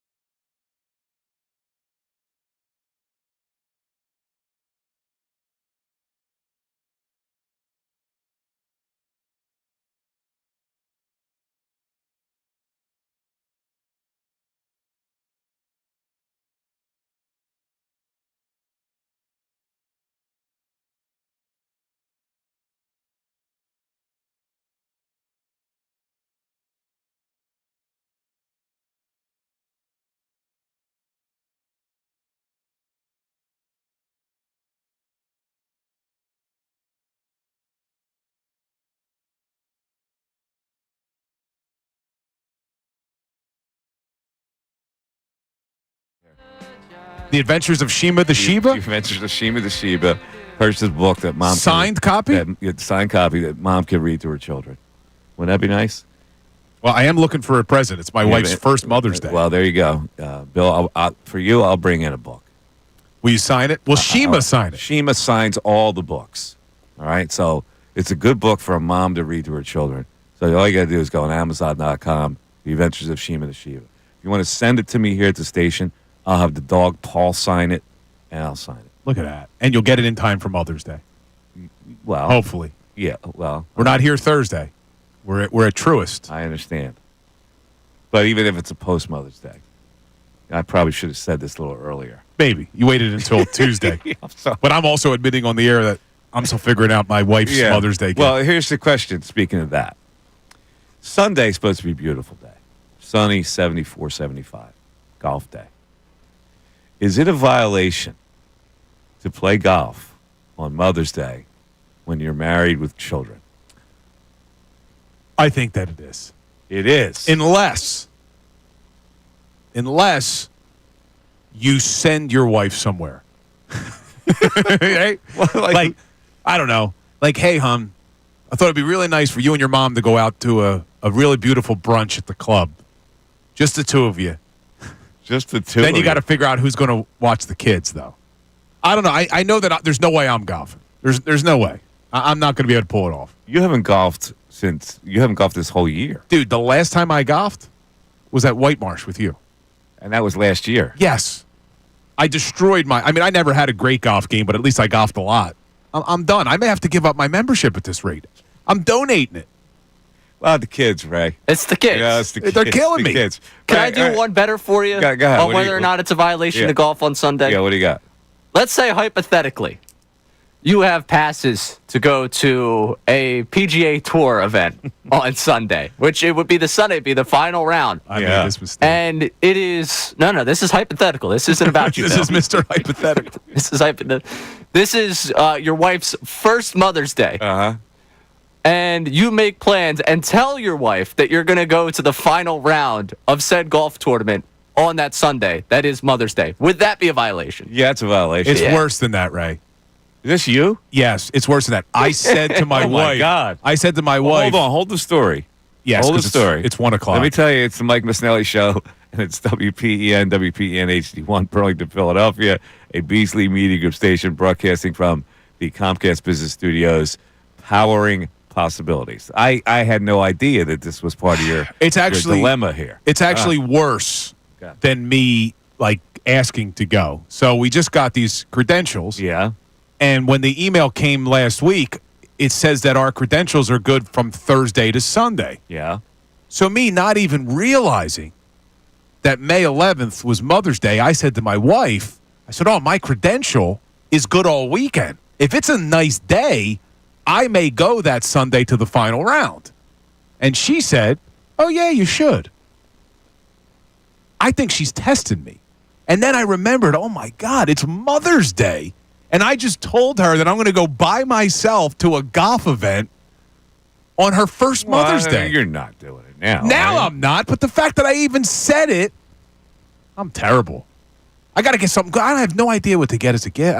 If she's listening, I'm struggling. This is very bad. I'm struggling. So I already told her I'm going to the golf event on Sunday. So you just answered my original question strategically. Because now you're not going to go to see the golf tournament. So you have to say you can't play golf. Suppose you have a morning tee time. I still think it's a violation. It's a violation, Ray? You think? Yeah. Now, Father's Day, absolutely you go. 8:30 a.m. on Sunday. And you go, my plans are to come home and take you to brunch. Well, if you're planning the brunch later on, that's fine. I don't know. I see Mother's Day as a very brunchy day. I feel like if you're missing the brunch hours, then you're probably out. It's very brunchy. Yeah. Oh. So you're saying no altogether? Yeah, I think you don't do it. I don't think you do it. Because you got to wake up and then leave the wife with the kids. I'm going to look at the tee sheet for 4 hours at my golf course. See if how many people are golfing. I appreciate the YouTube chat on this one. Yet Bill gives romantic advice to Ray. That's true. Now, Raging Truth with listen, you're with a hot take on this one. He says, oh no, Bill forgot one of 6 women-related holidays. I hear sarcasm in there. What are the other 5 women-related holidays? I guess Valentine's Day, technically? Christmas. No, Christmas isn't a woman-related holiday. What else could it be? That's what I'm saying. What does he mean? He's including all the holidays that you have to be with your wife. And arguably, Valentine's Day is for you as well, to celebrate your love, right? Easter, Christmas, you have to be with the wife. That's 2 more. Earth Day. Earth Day. Celebrate Go plant Mother a tree. Nature. Earth Day. Celebrate Mother Nature. Oh, he's listing them now. Okay, what is it? International Women's Day, Valentine's Day, Oh, Mother's International Day. Women's Day. That's Got it. 3. I want to hear what the other 3 are. A lot of suggestions of father-in-law taking the kids Now- for you. On I hope my wife's not listening. This isn't me complaining. But let's be honest here. Mother's Day, Father's Day, these are all Hallmark created days. Grandparents' Day. Oh, you are so dumb. Get this. You are one of the dumbest people They're all, alive. but they are, right? They're all Hallmark created an idiot. days You're a stunad when it comes to sell cards. I can have this thinking take. ahead. You can't have this take. Yeah. Oh, you know what's at my golf course? A Mother's Day family scramble. Oh, that's There nice. you See, we go. just do the Mother's Day brunch, Uh-huh. which You got I've the gone to. scramble where you can play golf with your wife. That's nice. Now, Is that nice? before we had the baby. Play golf with your wife. Well, before we had the baby, 2 Mother's Days ago, her and I went, played around the golf, and then met her Wait, your parents and wife- my your parents wife golfs? for brunch. Yeah, she'll golf. She's an athlete, dude. Is she a golfer? Because otherwise, She got into it. That's a 6-hour round. She got into it when she met me, Oh, really? but also understood, like, listen, we're not going to golf together every time. Like, I got buddies I golf with, but Well, why wouldn't you golf together on Sunday? That'd be a thing you could do. we got to find someone for the baby, though. Like, who's But going to the watch kids. the baby, you know? It's about the kids. You got in-laws up the wazoo. I mean, what? Yeah. I mean, but can't- we've done that where we've golfed and then met our family at the I can't brunch. believe you're That not, was nice. you're not thinking. You haven't played golf all year. Here's a chance to actually play golf and satisfy Mother's Day. What's wrong with you? Kill 2 birds with 1 stone. And you go, hey, hon, how about we go? How romantic. Yeah. It's not a bad idea. Come on, man. I'll have to talk. And then afterwards, you have a bite at the club. But I haven't really played in a while. Well, you're I don't want playing the with your first wife. time What are to you be playing with with, Jack her. Nicklaus? If she shows me up, it'll be embarrassing. Be a Mother's Day gift. Why is this all about you? It's Mother's Day. It's always about him. I swear to God. It's unbelievable. It really is. I do have to figure something out, though. Yeah, you do. It's Tuesday, 1 o'clock. And you know she's listening. You I'm say very you hope she's generous. not listening. I'm also getting a little nervous. I'm not going to say that on the air. I'll talk to you guys off air about this. Internal thoughts. Good to see the filter You finally see that? works. The filter clear. Yeah, Dude. it only took 9 months. Is she pregnant again? No. God forbid. Oh, jeez, man. This has been a terrible segment by you. Because the baby, come on, that is a God forbid. The baby's 3 months old. Could you just... You're supposed to wait a year at least. Internal thoughts. Internal thoughts. You need to get better with the filter. I may be getting the snip anyway. Oh, God. You're going to get locked out of your home if you keep talking during this segment. You're not staying at my apartment. When you get the new one, I may be. Ray's house hunting, Mike. Right? You're buying a house? No, God, no. You're house hunting. Well, I'm apartment hunting. What are you doing? He's apartment hunting, I should say. Apartment rent hunting. Oh, okay. Yeah. Yeah, unless someone wants to hand me a home, I'm not house hunting. All right. On the other side of this break, we're going to talk about the Phillies and what they most need. And there's a trade proposal that's out there. I've already put a trade proposal out there. I would not be afraid to trade Ranger Suarez for 2 bullpen pieces. But there is a trade proposal by a former general manager. It seems to make sense. So you get 1 guy, and that would help. But is that enough? That's my question. 610-632-0975 is how you come in. It's the Mike Missanelli Show. It's on 97.5 The Fanatic. Connor Thomas.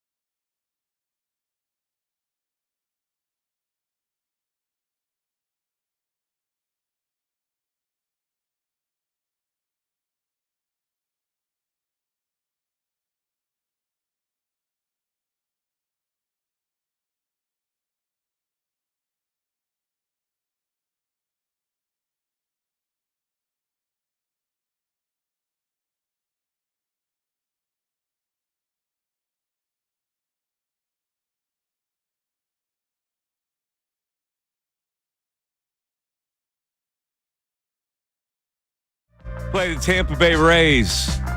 Zach Wheeler. It's even money. I don't know. There's something fishy going on. Playing in George Steinbrenner Field, that game. That's where the Rays play.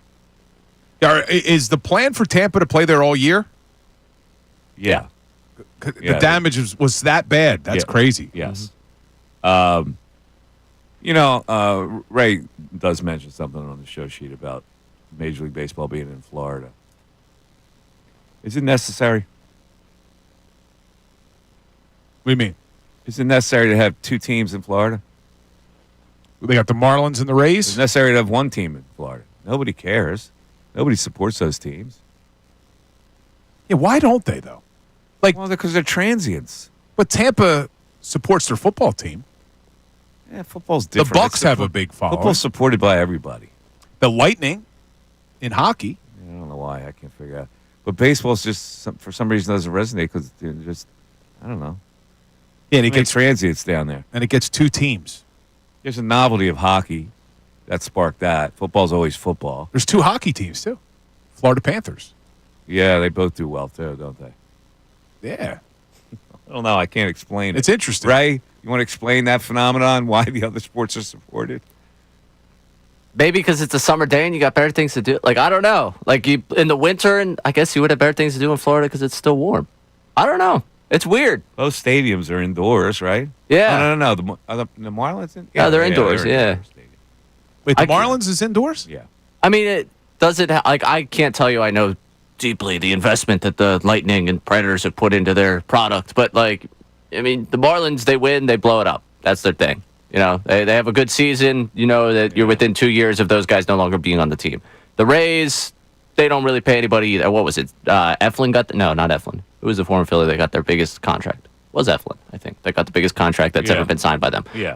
They don't invest. I just put on the show sheet because legitimately I'm sitting there as they go to Tampa tonight. They're playing at George Steinbrenner Field.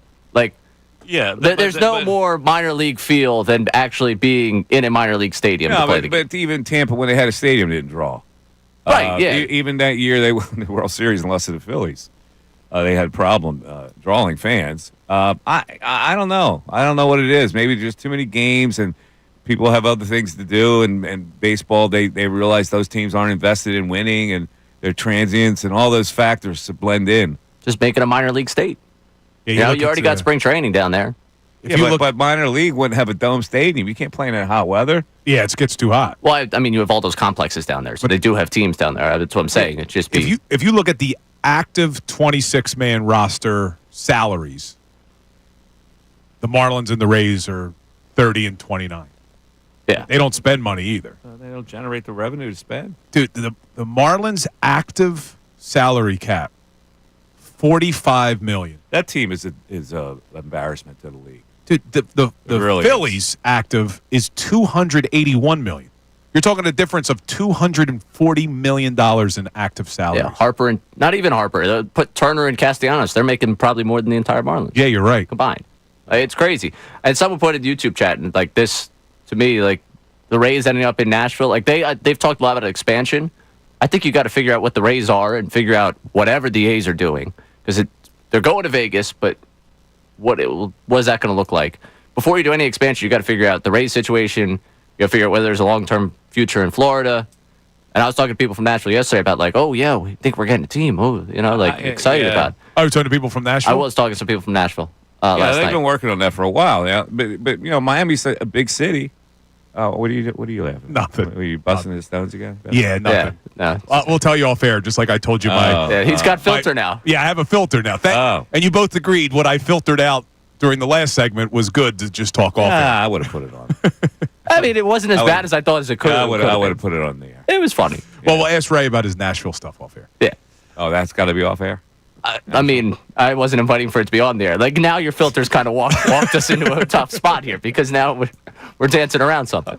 All right. It was a fun concert. All right, I'm going to leave it at that. No more questions. The trade possibility that Jim Bowden has put out there is that Mick Abel to the Cardinals for Ryan Helsley, the hard-throwing right-handed relief pitcher, which he would help the Phillies considerably. I don't know if it would be enough. I think they would have to acquire somebody else as well to fortify the bullpen. But to me, that would be a no-brainer. Now, I'm with you as a no-brainer from the Phillies' perspective. Yeah. Do you think St. Louis would do that deal? Helsley's been in and out for them. And it's he's not going to re-sign there, so they would just lose him otherwise. Yeah, I mean, are the Cardinals think they're a contender? They're really not. They could probably afford to get rid of him for a future asset starting pitcher. I would think. Yeah, because that would be no-brainer for St. Louis. Because I tweeted this proposal out last night, and somebody commented underneath saying that the Cardinals would never accept just Abel, that they would want Crawford too. And if that was the case, I'm not doing that. That's silly. Ryan Helsley's not worth that. No, especially on an expiring deal. Yeah, he's worth one prospect. That's about it. And so I asked you this earlier, but now that you've had time to think about it, if the Cardinals called you up and they said, we'll give you Ryan Helsley, and we want either Mick Abel or Ranger Suarez, which one would you give up? I'd give up. Well, so you're not going to sign Suarez, are you? I don't think you are. I think you got to get more, though, than Helsley for Suarez. Like, I wouldn't just do it straight up for Helsley. You got to get two significant players. See, the thing is, though, you're a right-handed bat and Helsley, I'm in. Yeah, but Ranger on the expiring deal, where you have Mick Abel's probably, when's he even arbitration eligible? They probably have team control for a long time. He doesn't figure in the immediate future. He doesn't figure in my starting rotation anyway. My starting rotation is fine if I've got Painter coming up to replace Ranger Suarez. So if they're going to give me a right-handed bat and Helsley, that's a no-brainer for me. That solves the two problems I have. Well, maybe, because I still think you need two in the bullpen. But I think you can acquire that guy. Now, you mentioned the right-handed bat and going way back to the 10 o'clock hour. That's Ray's bigger concern. Let's see who the Cardinals have. Ray said earlier that his bigger concern is some power from the right side of the plate, more so than even the pen. Because, Ray, when you make that point, even if they don't make a move in the bullpen, which I expect them to do, even if they don't, we know that there's possibility of some starters moving into the pen come even before the postseason. If Painter comes up, you can move Ranger there. You got Walker already moving there. Where's the right-handed bat? Is it Otto Kemp? And is he even an everyday player? If Otto Kemp's, again, where we're going for this, we're reaching here. And it's not so much who you have to go out and grab. It's the fact that you already have these guys and they're just not hitting for power. Like, I know everyone's like, well, they rely too much on the home run ball. They rely too much.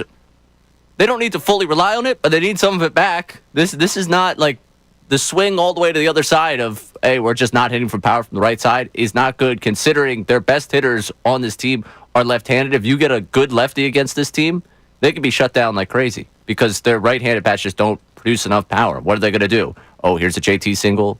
Oh, here's a Castellanos single.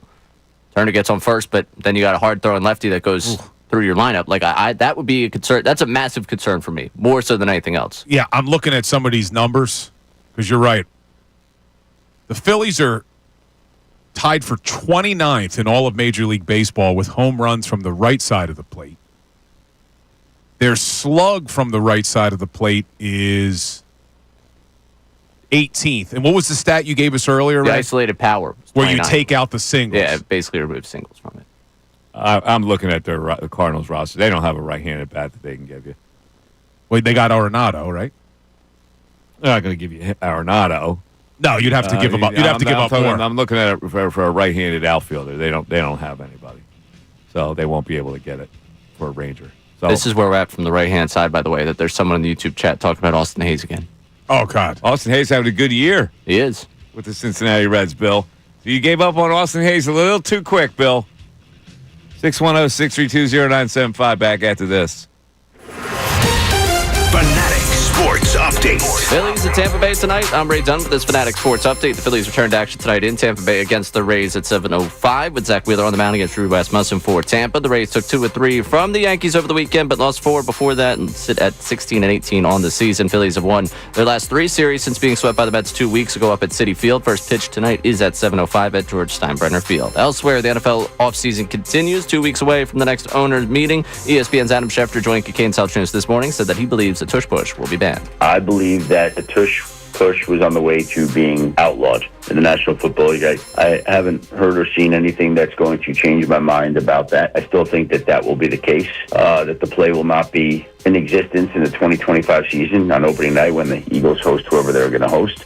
We'll keep you updated with whatever happens with the tush push. And last night, the Flyers slid to the 6th overall pick in the NHL draft lottery. They went in with the 4th best odds to get number 1, end up with the 6th pick because the Islanders and the Utah Hockey Club left into the top 4. The Islanders getting the top pick in the draft. This update is brought to you by the PGA Tour's Truist Championship. The Truist Championship is coming to the Philadelphia Cricket Club Wissahickon course May 7th through 11th. Tickets are on sale now at truistchampionship.com. That's truistchampionship.com. I'm Ray Dunn on your home for coverage of the Truist Championship, 97.5 The Fanatic and 97.5thefanatic.com.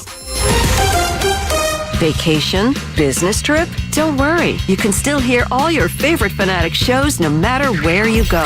The 97.5 The Fanatic app. Philly sports in the palm of your hand. Listen to our 24/7 live stream. Get up to the minute Eagles, Sixers, Phillies, Flyers, and Union commentary. Head to Google Play or the Apple App Store now and download our free app.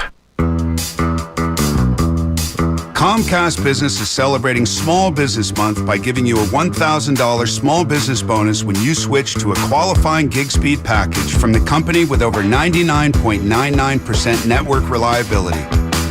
Just imagine the thousands of possibilities of a $1,000 prepaid card. Like possibility number 1, company merch for staff. Styling. Or possibility number 24, the latest software. Upgrade. Or possibility number 192, new equipment powered by gig speeds. Or possibility number 555, a 3D printer. Rapid prototyping, anyone? Switch to Comcast Business for over 99.99% network reliability, advanced cybersecurity, and now get started with a $1,000 small business bonus. Comcast Business, powering possibilities. In 6/22/25, new customers only with 2-year agreement. Other restrictions apply. One of life's greatest mysteries has finally been solved. Who let the dogs out? Spruce, spruce, spruce. It's Spruce, the new hard-working, worry-free weed and grass killer that's safe for use around people and pets. When used as directed, spray the leaves for visible results in just 1 hour and dead weeds in just 1 day. You spray, they play. Weeds die by the next day. Find Spruce wherever weed killers are sold. Progressive knows there are some surprisingly expensive things in life, like frames. Because you found a classic 70s concert poster. But when you went to get it framed, you realized the frame will cost about 4 times the amount of the poster. Which is actually absurd because no one will be looking at the frame, and if they are, then you severely overestimated how cool this poster is. But then you remember by switching your home and auto to Progressive, you could save hundreds.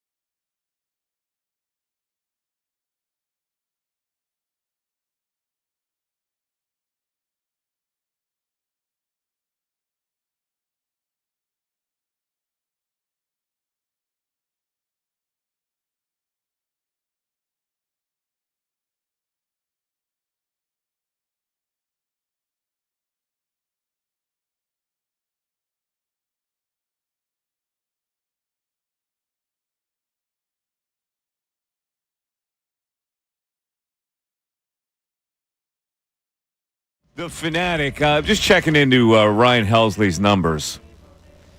They're okay. ERA like 3.49. He's given up 12 hits in 13 innings. He has 13 strikeouts in 13 innings, but he has walked 8, and his WHIP is 1.54. So he's having a little bit of a down year to start. They're not great numbers, but again, he's 100-mile-an-hour right-handed arm, so he's always been erratic that way. But I don't know. He led the majors in saves last year, though, didn't he? Did he? Hey, 40-something last year. Yeah, the year before he was a little erratic. I mean, listen, I would do it. There's no question I would do it. What's the text? Any text board saying anything, Ray, pertinent right now? I can get you that in a second right here. Yeah, get us a little text, and then we'll go to Dr. Mad Elf has been hanging, so we got to get Greg and Bethlehem in here. Ray had a hot camera apparently during the break. I did. YouTube was excited. Oh, really? They forgot to turn his camera off during the break, so YouTube thought they were going to catch something. What were you doing, Ray? I waved to them. At one point, I realized I waved to them. I was smiling. I was giving thumbs up. But then why'd they say blink twice if you need help, Ray? Well, because I was looking right into the camera. That's a creepy thing to do. I mean, all things considered. I know I did it, but it's not. It's kind of weird to look straight into the camera and give them eyes here. Okay. I think so, isn't it? I'm looking straight in the camera right now. Yeah, I guess. Well, you're presenting right now. John does that sometimes in the morning when he wants to make a really good point. He knows it's going on He looks at it, and then he takes his glasses off. Oh, he does? For extra effect. It actually works, though, because I've seen it on social. I'm like, wait, what's he about to say? He took his glasses off. This must be. That's good work. We had some people chiming in upset about the Florida conversation, saying that that they should move these teams, saying that. So there are people that also agree with you on that one here. And Tampa, they're saying the Rays are supported poorly because of where the stadium is, not because people don't like the Rays. Okay. All right. Yeah, but what'd they say? Because the stadium's in St. Pete? Yeah. Dude, it's like that's like saying people won't go. Yeah, people won't go to South Philly from North Philly. It's so close. Or Jersey to. Yeah. People from Cherry Hill won't go to the South Philly or stadium. Yeah. Eric from Virginia also wanted to say Bill's always about team building, and then he's going to cancel on you guys because of the kids. Yeah, Bill would be one of those guys. You'd be waiting at the T-Box 1, and all of a sudden the text, can't make it today, guys. Such a bad rap. Got the kids. I would be the first one there. It's a good point. That would actually be Mike and I. Hey, actually. Yeah, I'd be there all by myself. I can't make it. I don't think we ever confirmed this the plan. Kids, it was a little diarrhea this morning, and I had to help out. All right, let's go to the phones. But before we have my man Greg from Bethlehem 1, we gotta play this song. Here we go. Go to the bar. I rent my coat. I call a bartender. So look, man. Look out here. You got down there. So what you want? One bourbon, one shot, and one beer. Yes, and ladies and gentlemen, without further ado, it is Greg from Bethlehem joining the show. Hello, Greg. Gentlemen, how we doing? How you doing there, Greg? Through since 10 o'clock yesterday morning. I finally got through. We had you earlier. We had you earlier, and we lost you. Well, the system dropped me. I don't know what happened. Listen. It was crazy. The Frenchman is in town trying to hook up the new system. We are at his mercy, and so when he says we, that means we'll be back on. Bonjour, comment allez-vous? There you go. Tally this. All right. What's your point today? Well, I got a leftover from yesterday. With Trey Turner. I never have warmed up to him, and I guess it's because he looks a little bit like a California soy boy. I don't know. It's like he doesn't care. I'm sure he does. He does have a weird face. He does have a. Yeah, like I say, it's not a hate the face, but it's not a gravitate to the fan base face. Yeah, it just doesn't. It's hard to connect with. Yeah, he doesn't smile a lot. No. I discovered the problem with the relievers. They're eating spaghetti and wait for it, meatballs in the pregame meal. They're doing what? Meatballs They're doing what? in the pregame meal, they're having spaghetti and meatballs. Where did you read this? Was that just supposed to be a funny? Yeah. I thought you were being serious. Like they had the carbs, but they were eating meatballs. No, so they're eating meatballs and giving up meatballs? That was your point? Absolutely. One bourbon, one shot, and one beer. Da, da, da, da. Come on, Greg. There you go. Hey, as far as the trade goes, I heard Kevin the other night talking about trading Ranger for a guy in Baltimore, a reliever. Is it Batista? Well, I couldn't. He was saying a 1-for-1 exchange? He's probably talking Well, about. that's what he was talking about. He's probably talking about Felix Bautista. Yeah, right? they're closer. It's the closer, though. Yeah. Yeah, I don't know. But I guess they've got plenty of relievers and they're deficient on starters. Yeah, I'd be interested in any deal like that, but I don't know. Is that enough for a starting pitcher when you get just one reliever back? Yeah, Felix Bautista is pretty good. Batista's a good arm. Yeah, like I mean, 1.80 ERA. Don't need another expiring deal. I think he's done after this year. But I'm looking at it. I mean, I wouldn't. Whip, that's a name I would listen to. Yeah, 1.1 whip, not bad. Especially if the Orioles start to fall out of it. Yeah, Which I would be interested in that. I think 6'8". Oh, he's that big Dominican guy. He can throws hard. throw hard. Yeah, no, he's exciting to watch. I love a 6'8" pitcher. Come, right down your throat with fire. Mad Elf gone. Mad Elf's gone. We lost him. We lost him. Yeah, I mean, they're going to do something. The issue is like, right, you just mentioned if the Orioles continue to fall out of it. Like, they're 7 games under 500. At what point do they say we need to sell? But then if they're selling, they're not going to want Ranger. They would probably want somebody that's more long-term, right? Yeah, they're in the weird in-between where they've got the young core that they think they could do something with, but they did an absolutely horrid job of putting any pitching around that young core this offseason. Like, the fact that Charlie Morton was your go-to thing in the calendar year 2025 was kind of a sad state of affairs for their pitching staff. Anything that could have went wrong for them went wrong. They had the same Phillies path of last year where they were so hot at the beginning of the season, tapered off at the end of last season. They didn't get the bounce back that the Phillies have at least gotten in terms of having a winning record so far. Because, like you said, they're, 13-20 now? Or was it 13 like and 20? 12 and 19? Yeah. I thought they were really going to stay up top for a while with that young core. 13 and 20. They let Burns walk. That to me, you let Burns walk and your big offseason was, okay, yeah, Charlie Morton's going to come here and start. Yeah. Wow, they couldn't pay. But they got a new owner. I'm so confused. The guy came in and said he was going to spend money. He spent nothing. All they did is rearrange that left field fence again. That was their big offseason thing was, you know what, we're going to bring the left field fence back in so right-handed guys can hit home runs here again. Yeah. Is that solving anything? Mm-hmm. Santander's a Blue Jay. You let him walk to the division. If I was a Baltimore fan, I'd be livid right now. I'm not, so they it got doesn't a matter. couple guys on their relief staff that I'd be interested in. Maybe get a 2 from them. Is it a time to bring back Kimbrel? Is he still on the Orioles? No. Keegan Aiken has good numbers for them. Bowman has good numbers for them. I don't know. So get Sir Anthony back, maybe. I know Sir Anthony back. I would take him back. Looks like their relief core is better than their starting pitching. Well, that's why better than starting. That's why they'd be willing to maybe give up a reliever for a starter. How about 2 of them for a starter? But you're not going to get. Why would a team like the Orioles give up 2 relievers for an expiring starter's contract? Well, because they'll sign them. Well, that's the thing with the Orioles. I don't know if I think the Orioles, if you said Abel and one of their relievers, they would probably do it. I would think they're Suarez is a pretty valuable commodity if he can get back to what. Yeah, but you got to re-sign him. Yeah, I just don't think they pay. That's more my concern. They'd have to re-sign him unless they think they're getting him at a discount because things haven't gone well for him. Gregory Soto.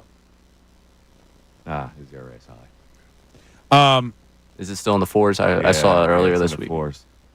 Yeah, but Aiken's at 2.81. I like Aiken.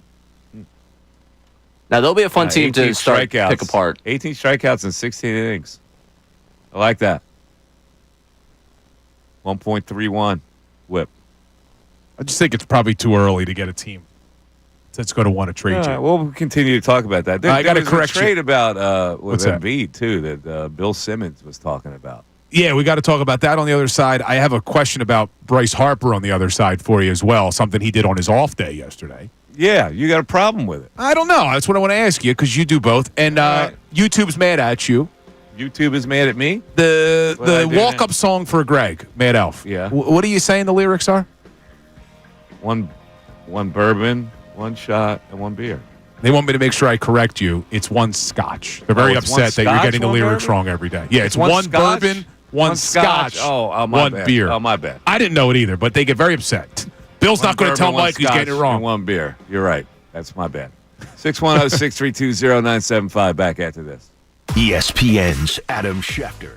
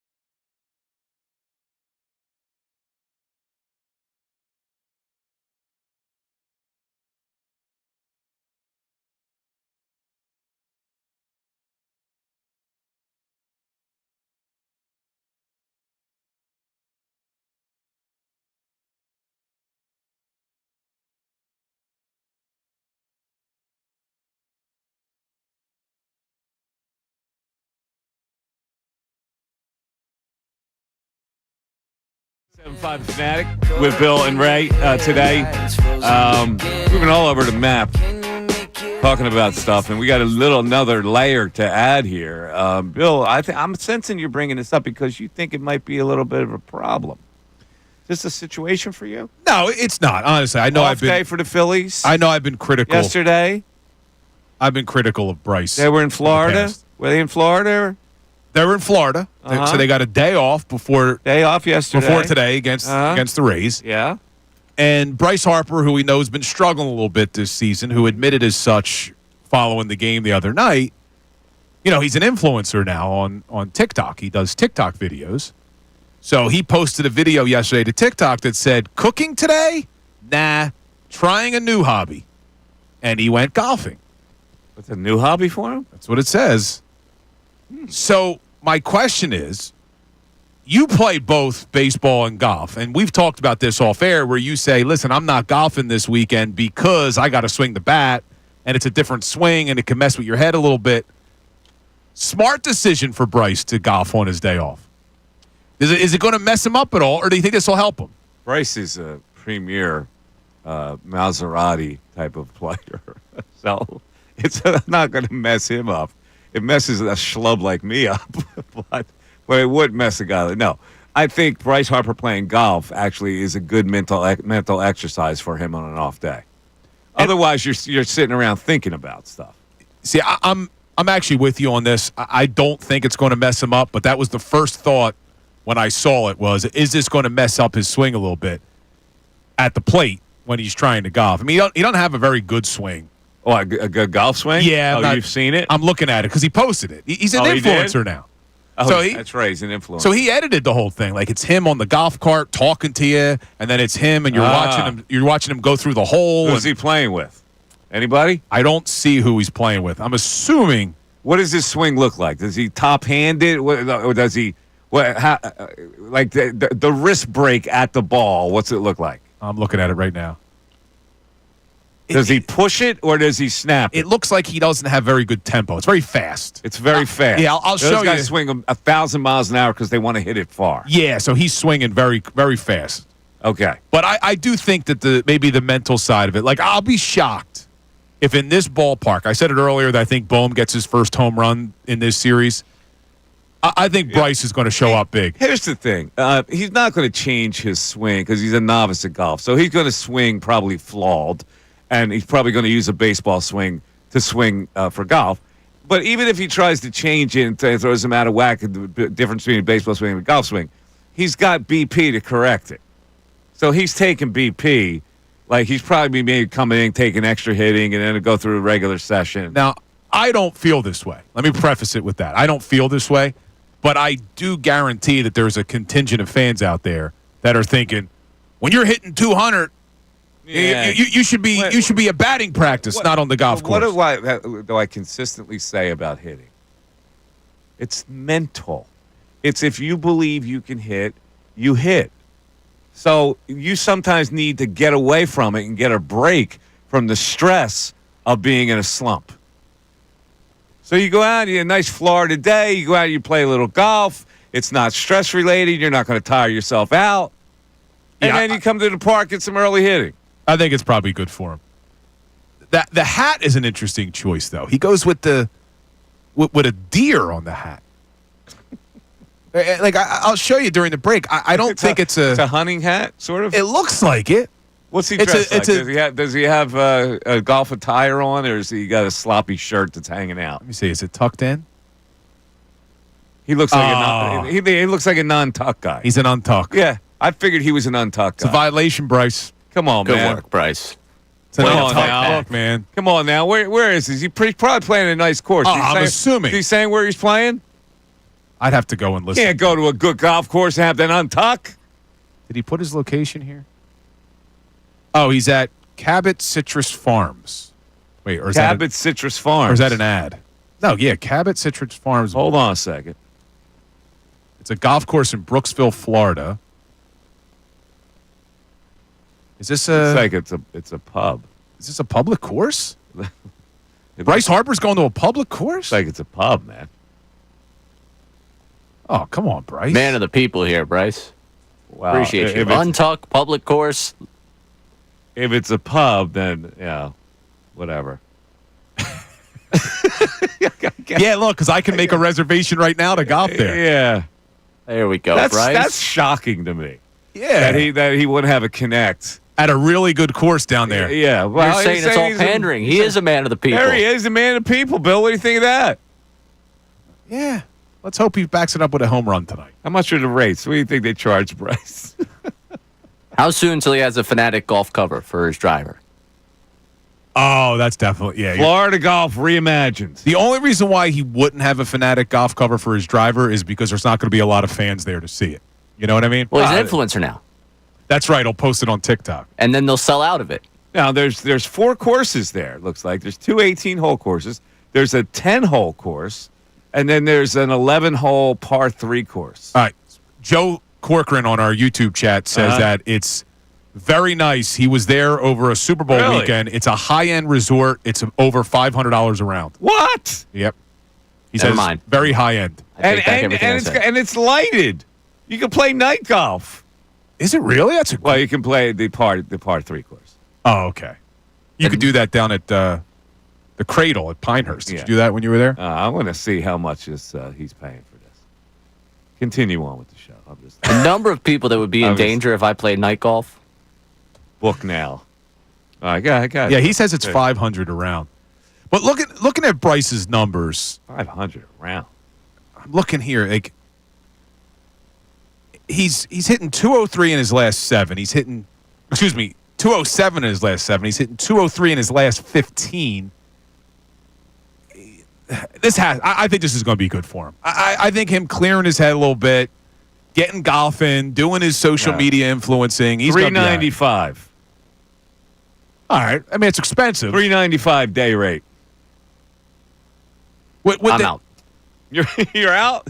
I'm not paying $395 to be livid by the 3rd hole. $395 is a little pricey. When you figure out what I'm paying for my golf membership and how little I golf, I'm probably playing more per round. Oh, it starts from $395.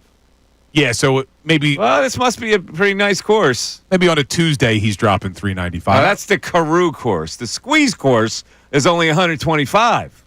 Oh, that's the 10-holer. Yeah, people are telling us. I guess more people are weighing in the chat that it is not a lowbrow course. That this is a legit golf facility. They're saying. All right, well, there you go. Yeah, $395 it starts for the 2 18-hole courses. Now, T.U. Al says he thinks it was Smoltz who used to say, I knew how well I was going to pitch that night by how well I played golf earlier that day.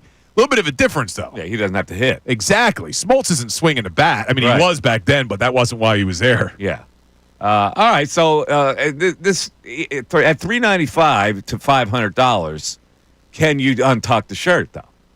That's the question. This is not your Fleabag Muni, where you're going to wear cargo pants and a fish T-shirt. Even though the shirt's untucked, he looks good. He's wearing golf shorts. He's got on a nice golf shirt. It's just a little bit untucked. Maybe it came out during the swing. It happens. Maybe it came out during the swing. Bryce Harper looks like an untucked guy. He would be an untucked guy, don't you think? I just don't get the hat. Like, I don't know if I'm missing something. He's got a deer hat on and an untucked shirt. It's got a big buck, like a big deer buck on the front. There's no golf logo with that, I don't think. I think you can fish at this place, too. It's a resort. Like, you can fish. Maybe you can hunt critters. Yeah, I don't know what this is. It looks like a pretty nice place. What's the town? Brookville? Brooksville? Where is that relation to Tampa? Brooksville. Hold on, Suburb of Tampa? Is that what it is? Yeah, it's got to be close. From Brooksville to George Steinbrenner Field. Look at Bill. Is an hour. Magic finger. 1 hour away? An hour away. You'd think he would have taken one of his teammates to hang out and golf. No? He may have. There's somebody else in the cart. He just doesn't share the spotlight on TikTok. Who was he most likely to golf with? I'm going to go with JT. JT. I'm saying JT. 1000% JT. Because JT's supposed to be a stud golfer. Oh, he is? That was remember when they hit the that ball. Doesn't mean he's a stud golfer. He hit a ball into center field. I know, but at a target. But you remember when they did that? Yeah. They said JT is by far the best golfer on the team when they were asking Garrett Stubbs about it.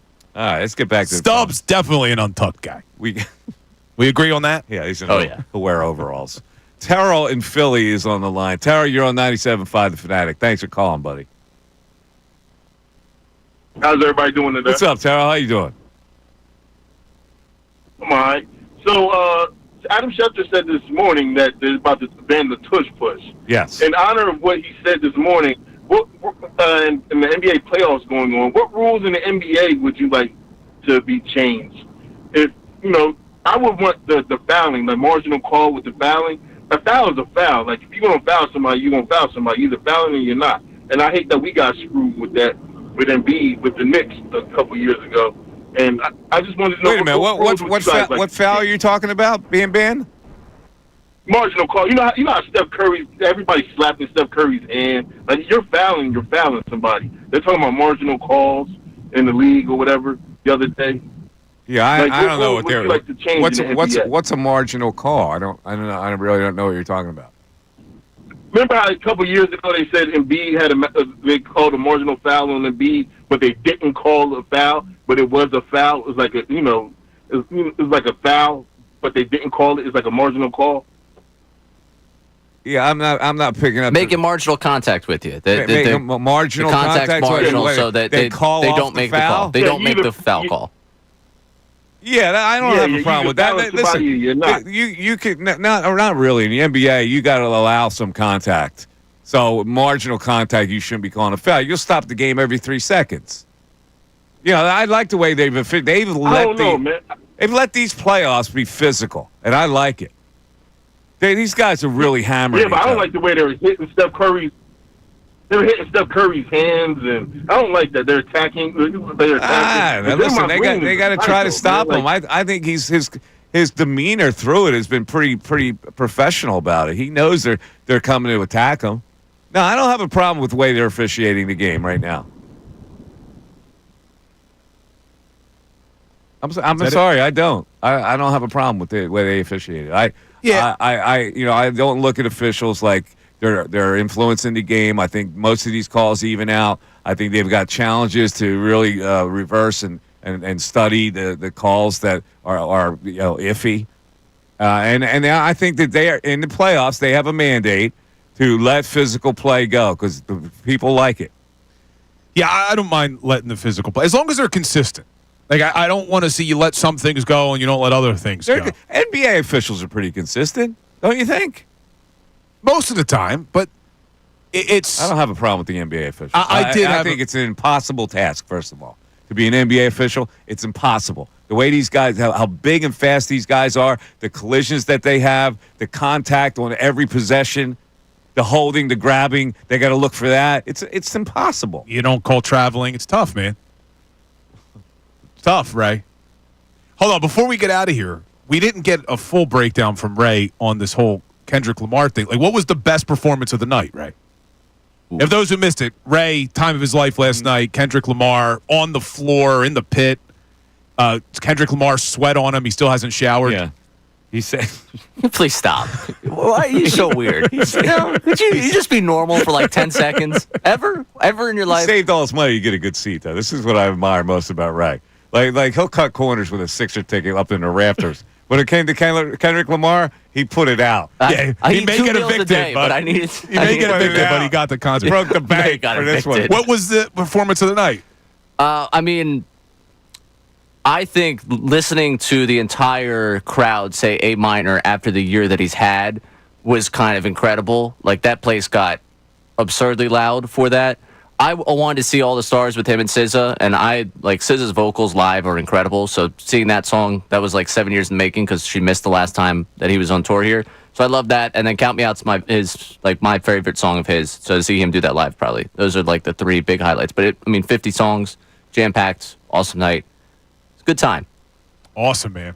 Yeah, I know it was a big night for you, so I'm glad you had a good night. How about the costuming and all that stuff, the fanfare, the lights show? Oh, the lights were incredible. And, the firing off, like the firework type things, it was great.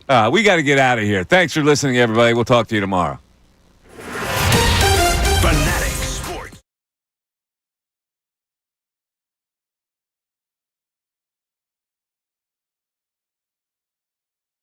in the 2025 season on opening night when the Eagles host whoever they're going to host. We'll keep you updated with whatever